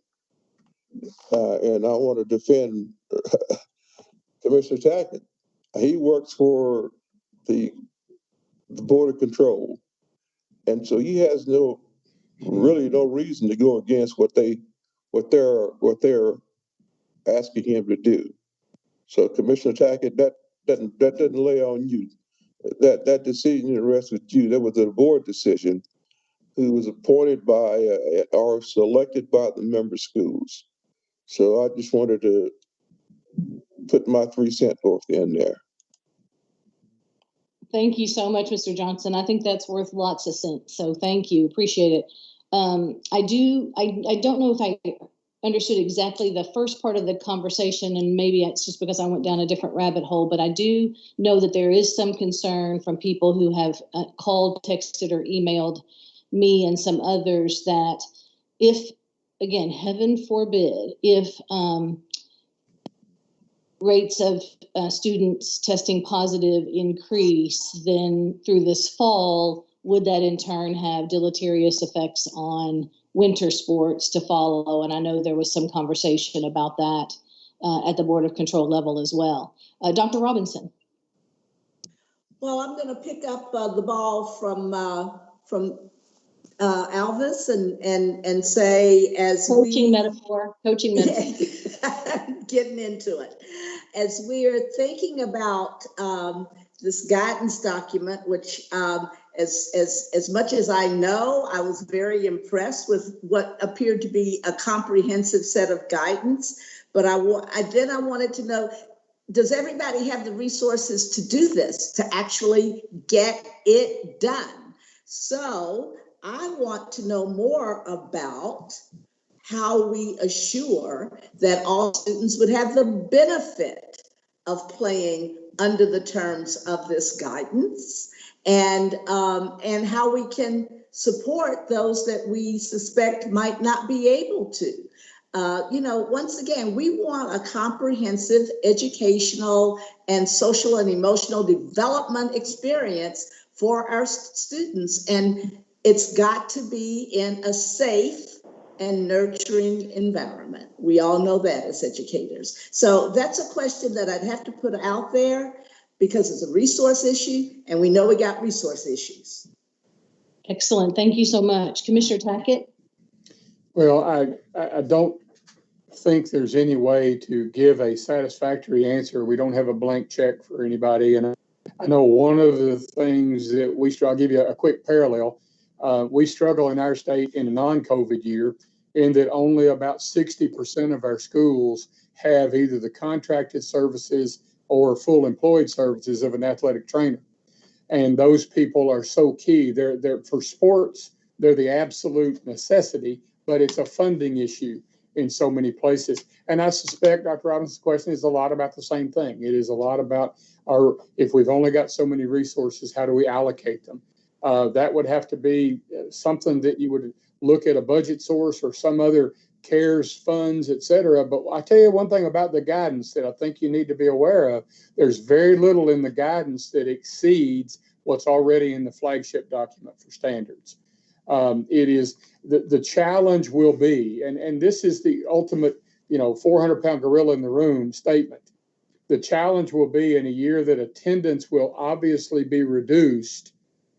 It's pretty obvious then that athletics will not be self-sustaining like it is in most years. Most schools need that 4 to 5 home football games to fund the rest of athletics. That pays for their tennis team, that pays for cross country, et cetera. That's the challenge we've got right now. But the other solutions seem to be, they taste even worse, shall we say. So I don't know that there's any guarantees. We stand ready with Kevin's office and all others to try to find it. And I know Lieutenant Governor Coleman would have to be involved on the executive branch side. I don't really know an answer, but it's always been a recognized problem. Schools with bigger booster groups have more resources. Schools with higher budget supplements. Most districts are down now to where they barely can pay for transportation for athletics. So we know this is challenging times, and it's just a matter of who chooses and how they choose to prioritize those resources. Right, thank you. That's an important consideration for us to capture along with these others as well. Thank you. In the interest of time, this might be a good moment for us to pivot to an opportunity for board members to make any summary remarks that you might want to make.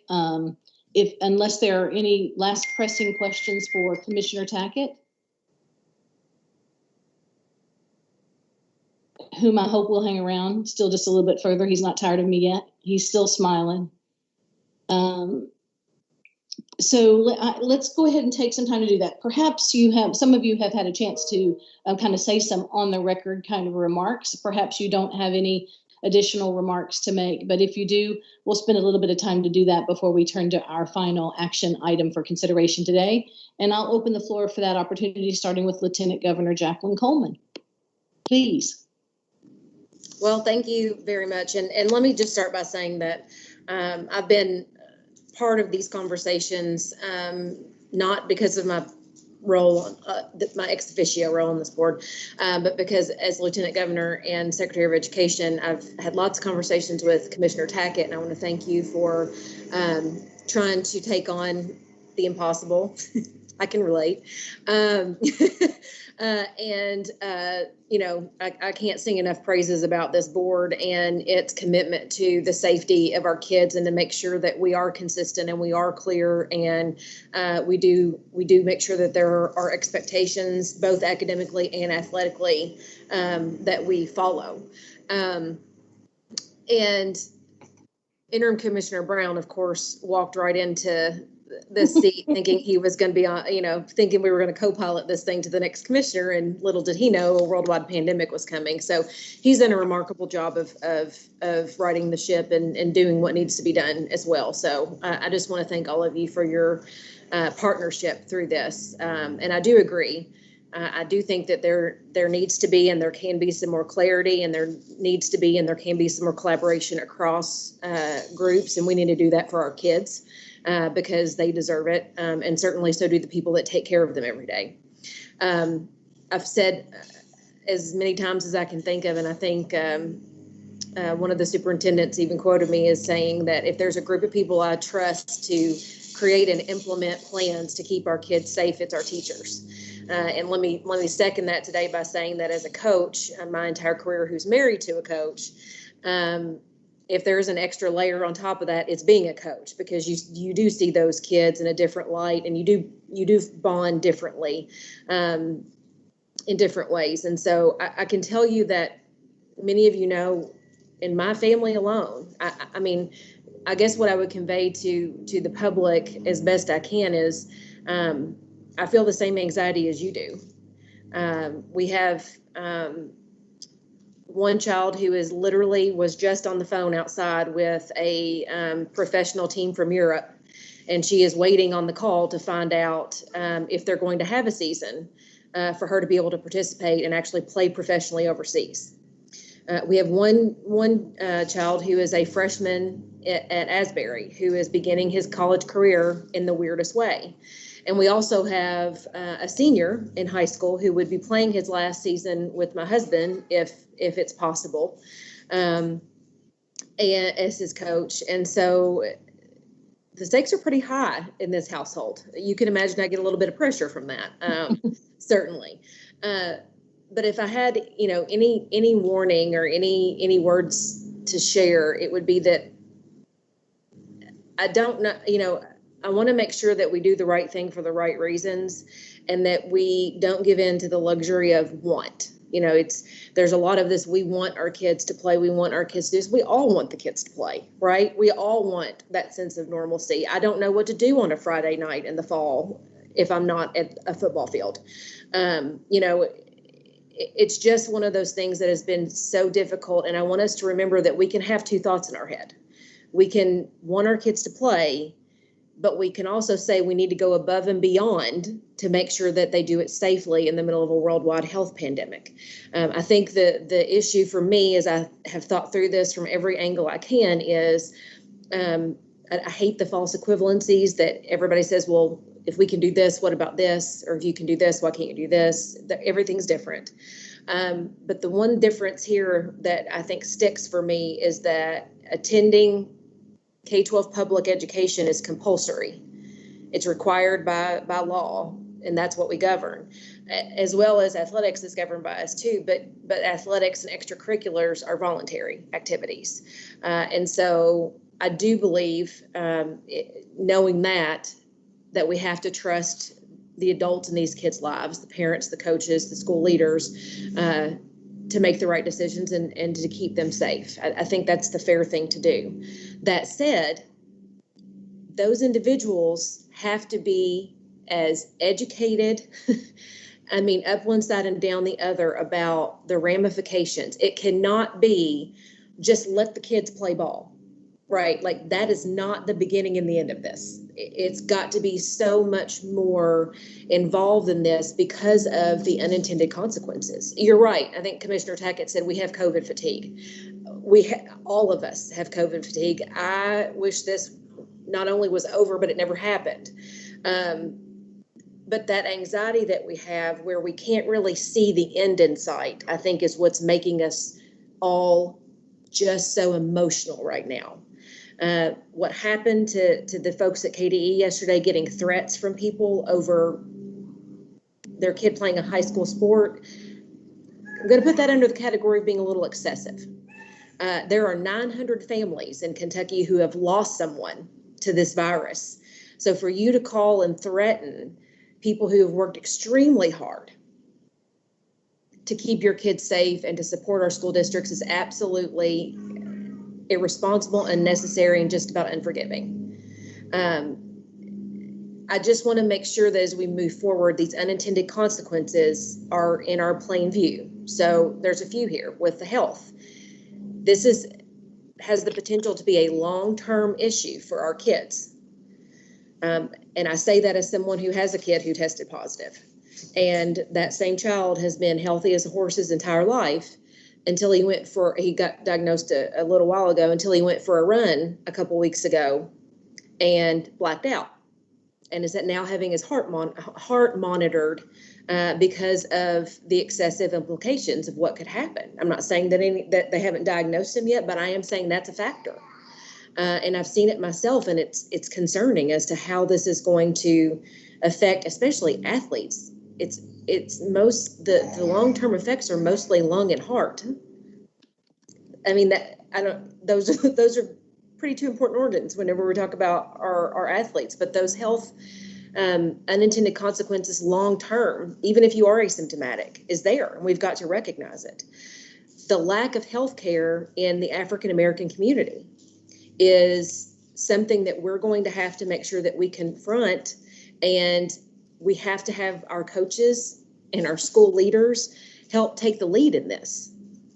For our players who are African American, who may not have access to health care that they need. We've seen that this virus has impacted African Americans at twice the rate. So that has to be on our mind as we develop these systems and protocols. Our low-income kids that may not have access to any kind of health care, we've got to work really hard to make sure that we get them signed up for KCHSAA, right? To make sure that they have access to the things that can help them.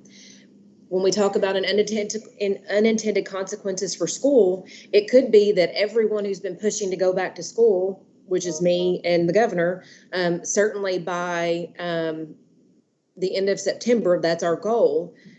This could thwart that effort. We have to acknowledge that the unintended consequence could be that going back to school is inhibited by this. And then the other thing I would say is, I know we're talking about trying to get games in this window, but as someone who coached a winter sport, I would argue that every child deserves to have an opportunity to play, right? And so if we're talking about time and situation, which is another sports term, and knowing when to go, we want to make sure that we do it in a point where we can obviously keep our kids safe, but so that we also don't ruin future opportunities for high school basketball and baseball and softball didn't even get a season last year, right? And so we want to make sure that we do that responsibly. And so when I think about how much we have to learn about this virus and how much we have to demonstrate to our kids and the responsibility that we hold as adults, regardless of what our title is in this conversation. Our kids are watching. Our kids are watching. And so be mindful that how you respond to a challenge is actually teaching them a really important lesson along the way. This is beyond academics and athletics, but this is about character. And we have got to be good examples for our kids, willing to listen, willing to learn, willing to follow the guidelines that will keep us all safe and quit politicizing them. Wearing a mask is not political. Doing the right thing for the right reasons, because we've got to extend grace to each other. None of us have started school online before. None of us have had to coach through a pandemic. None of us have had to make a decision about any of this. Like Julian said, they're coming up with 40 different plans because they don't know what to expect. And so the greatest gift we can give our kids through this is not just the opportunity to play or go to school, but to learn how to extend grace to people in challenging times when there's so much uncertainty around. I'll just kind of close with this. I've been fortunate enough, or unfortunate enough, I don't know which one, to be seated by the governor in all of these conversations. And one thing that I can say to you without question, and I don't care what letter you have by your name or who you voted for or will vote for, every decision that has been made for the health and safety of Kentuckians. The stakes are even higher when we're talking about our kids and the education system and the athletic system that they're going to be functioning in. And so this is our opportunity to show our kids, again, how to make informed decisions and how to be leaders. We have to have leaders across this Commonwealth step up to the plate, from the parent at home to the superintendent in the school district to the Board of Education to the governor. We have to have people who are willing to step up and make the tough call, always trying to create opportunity for our kids, but to do the right thing for the right reasons. And to me, that's the greatest example we can teach our kids in athletics and in life and everything else. And so I am just like the others, and I'm really, really wanting our kids to play. What I don't want is to put them in a situation where parents don't do what they're supposed to do, fans don't do what they're supposed to do, coaches or teachers don't do what they're supposed to do, and their opportunity is shot, and they are at a higher risk. We have to come together. We have to be clear. And as Dr. Robinson said, we have to be consistent, and that is going to require all of us to come together to be able to do that. And so I will get off my soapbox there. Excellent. Thank you so much. Once a coach, always a coach, and it shined through today for sure. Thank you so much. And Mrs. Sloan. So as we all got lots of emails yesterday, some of us got some that were sent to us just personally, and I did as well. Some of those emails started off quite often from mothers that said to me, please put yourself in my shoes as a mother of a child that wants to play sports, or of a child that's going to be a senior and this is their last opportunity. I don't have to put myself in their shoes. I am that mother. I had a senior last year that lost a lot of opportunities, that missed a lot of things. I have a son who loves to play baseball, who was supposed to start on the high school, he's an 8th grader, supposed to start on the high school bass fishing team this year for our local team. They're missing out on those things too. So I don't have to put myself in their shoes. I'm not sitting here today deciding or wanting to decide whether children should play sports or not. I want to decide how they can play sports, how they can do these things and do that safely. An analogy kind of came to me, and I'm going to share it because I think it kind of puts things in perspective. And I know we've had lots of analogies like, you have to wear a seatbelt. Nobody questions that. But this one's kind of to do with sports. It makes it a little closer to home base there. I did one. So when we're playing, I've been on the baseball field since my little fella was old enough to play ball and hold a bat and run the bases the wrong direction every single time he hit the ball. And with that, we always have those opportunities when we hear the thunder rolling in the background, and we have to make those decisions on whether it's safe to play ball during a storm. That's something that I've watched for many, many years. When that thunder starts rolling, we bring the kids off the field. We don't think about it. We don't think twice about it. And it's for their safety, because I don't think there's a parent, one, that would say, hey, no, go ahead and keep playing ball in the storm and the lightning. There's not a parent, one, that would do that ever. And they don't question it. So it's really difficult for me, knowing that, to wonder why we don't question keeping it safe for any other reason. I thought about that, and I thought, I'm going to look up the statistics. So in the entire United States in a year, and I hate to talk about death and dying, but there's 50 or less people that die from a lightning strike. And I thought, well, what does that have to do with sports? So I looked that up. It averages about 10 or less kids a year that have injuries or die from lightning strikes during sporting events. Those numbers are nothing in comparison to what we see with the coronavirus. The difference there too is with lightning strike, we know the symptoms, we know we can hear the thunder, we know that it's happening, and we don't have to second guess whether we should come off the field or not. We don't know with coronavirus. We don't know where it is, if it's on the kid next to you, if it's on the bleacher that you're touching or sitting on, if it's on, the person that's serving you your hot dog at the concession stands. We can't see it. We don't know if it's there. So that makes this even more difficult. So I say all that. So, with those things, we have a plan. We need to have a plan. And that's what we're here to talk about today. And we've talked about having a plan that 3 different entities come together and agree on. And I think that's what we have to do. But then there's also that local control. I'm a huge supporter of local control. And I've said that many, many times. If we give that up now, I hate to see what could happen in the future when we wish we had it back. I don't think we need to give that up. I think because many people have said, and Mr. Tackett said it earlier, our districts are so different. You know, one baseball field or football field from one city to the next city over or county over is very different. Their players, their people are different. So we all know that as a teacher, sometimes we give our students assignments and we say, this is what we want the outcome to be. So we give them what they need to know, but the students are given freedoms of how to get to that outcome. So why not give that local control? You want to be able to play, you've got to meet these guidelines. We're not going to tell you how to get to it. But I think what we do maybe need to do is the end result. We need to give them specifics on what happens, what does happen that leads to you don't get to play anymore. Maybe that's where we need to put our time and our efforts in. It's not so much on getting to play and the specifics there, because they are different. But I also know that my students know when they know what the outcome is going to be when they do certain things. They know the consequences. And I build them up and I teach them that over time. So maybe we provide, when you hit this or this happens, when you meet this mark of so many viruses or this, these are the outcomes and this is what happens. That way they know, and they need to enforce to those students who are going and hanging out, you know, at the local GameStop store or at the local Cracker Barrel, and the cheerleaders are meeting for breakfast in the morning or whatever they're doing outside of that practice, because we know what happens. Our parents have said in our emails to us many, many times, if you don't let our children play, they're going to hang out in the field, as they mentioned earlier. They're going to play anyway. I also put that back on parents. If you want your children to play, you're going to have to make sacrifices. And this is, you know, I'm just repeating what Jacqueline has said. We're all going to have to make sacrifices. That may mean that your district decides you don't get to attend the event.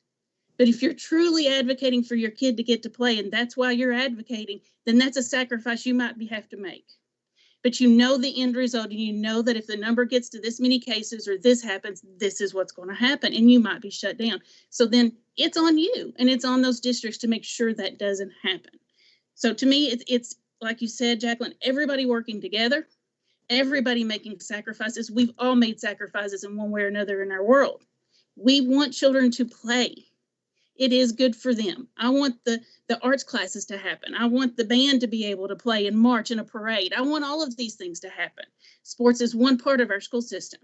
So in order for it to happen, we need to make sacrifices, and we need to know what's going to happen when certain things happen, because that's what I'm hearing from a lot of teachers and people in districts, is it's kind of all over the place. And they don't know, you know, one district has a positive case, they close it down. Another district has 10 positive cases and they go on with practice. So I think that's where we might need to put our plan, you know, really focus on. Thank you. Excellent. Thank you so much, Allison. And again, more information for us to capture to make sure that we convey and share around that guidance and direction and alternatives. Thank you. Other board members, I think we have time for a few more if anyone would like to make any summary comments. This is Patrice McCrary, and I just cannot see us stepping away from this without mentioning what came through on so many of the emails that were sent to us. And that was the mental health of our students right now. Our athletes who are struggling with their own mental health at this point in time. We're going to have to be realistic in knowing that at some point in time, I don't know when, but at some point in time, there will be a point where those students might not be able to play if there are increased cases in that area or whatever. I think we need to start working hand in hand with our counselors in helping our students now, not later. If what these parents are sharing in these emails ring true, and I believe that they do, or these parents would not have shared this, our students, our kids are struggling with depression. We need to act now, not 2 weeks later when a game starts, not now, you know, just because we're in the midst of practices or a season has not even started. We need to act now on making certain that resources are available to our parents and our students, because their mental health is critical at this stage as well. Thank you so much, Patrice. And I do worry about all of our kids, our student athletes, all of our students in terms of the sacrifices that Allison mentioned, the trade-offs, lots and lots of losses for kids. And I know our team at KDE has been working in that regard too, and would be an important thing for us to capture in our communication. Thank you. Any other board members? All right, thank you all so much. Thanks everyone who's been with us today. It is our sacred responsibility to find the information that we need to ask these questions. To those folks who said, what are you doing? You shouldn't even be having the meeting. I have to respectfully disagree. We needed this meeting and we needed this conversation. And I hope that Commissioner Tackett and the Board of Control will appreciate our willingness to do the fact finding, to have these conversations, and to work hand in hand with them as we move forward. At this point, we will move to item E, which is to discuss and possibly take action to authorize the Kentucky Department of Education to develop written communication to be issued to the Kentucky High School Athletic Association Board of Control by the board chair on behalf of the board. So at this time, I would ask the board to entertain a motion to authorize the department to develop such written communication, capturing our comments from today, to be issued to the Kentucky High School Athletic Association's Board of Control by myself, the board chair, on behalf of this board, based on today's discussions, urging additional considerations of alternative options, additional guidance, further clarification, whatever makes for good next steps on behalf of the Board of Control for high contact fall sports. Do I have such a motion? Liz, Mike Bowling, I make the motion. Thank you, Mike. We have a motion by Mr. Bowling. Do we have a second?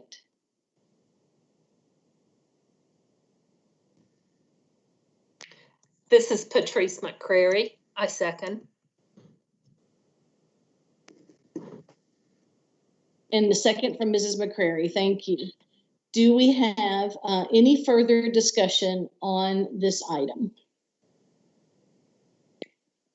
Will we, this is Holly Bloodworth, will we see the letter before it is sent? Yes, thank you, Holly. I definitely will send you the draft for review and any further feedback before we sign and send. Thank you. Yeah. Any further discussion? Hearing none, Jennifer, would you please call? Oh, Claire, pardon me. Yes, Dr. Stack referenced the, the little color-coded stair step that he was working on, that project. And it's similar to what I sent you in an article about West Virginia's approach. And I'm wondering, when do you anticipate that being ready for application? And would that be something that would be included in the letter? And we talked with Dr. White this morning. I'm going to ask if she's available, Associate Commissioner Kelly Foster or Kevin, please, to answer that question. Because I think that would address the metrics that Allison is referring to, and what would make me feel much more comfortable, because it gives a much more delineated target for communities to identify. And some objectivity. Right. Hi, this is Kelly. That is still just in the beginning stages, so I don't think that would be ready from public health yet if you're planning on sending that letter in the next couple of days. That's my opinion. I don't know if Dr. White is on. She was going to try to join us for a while.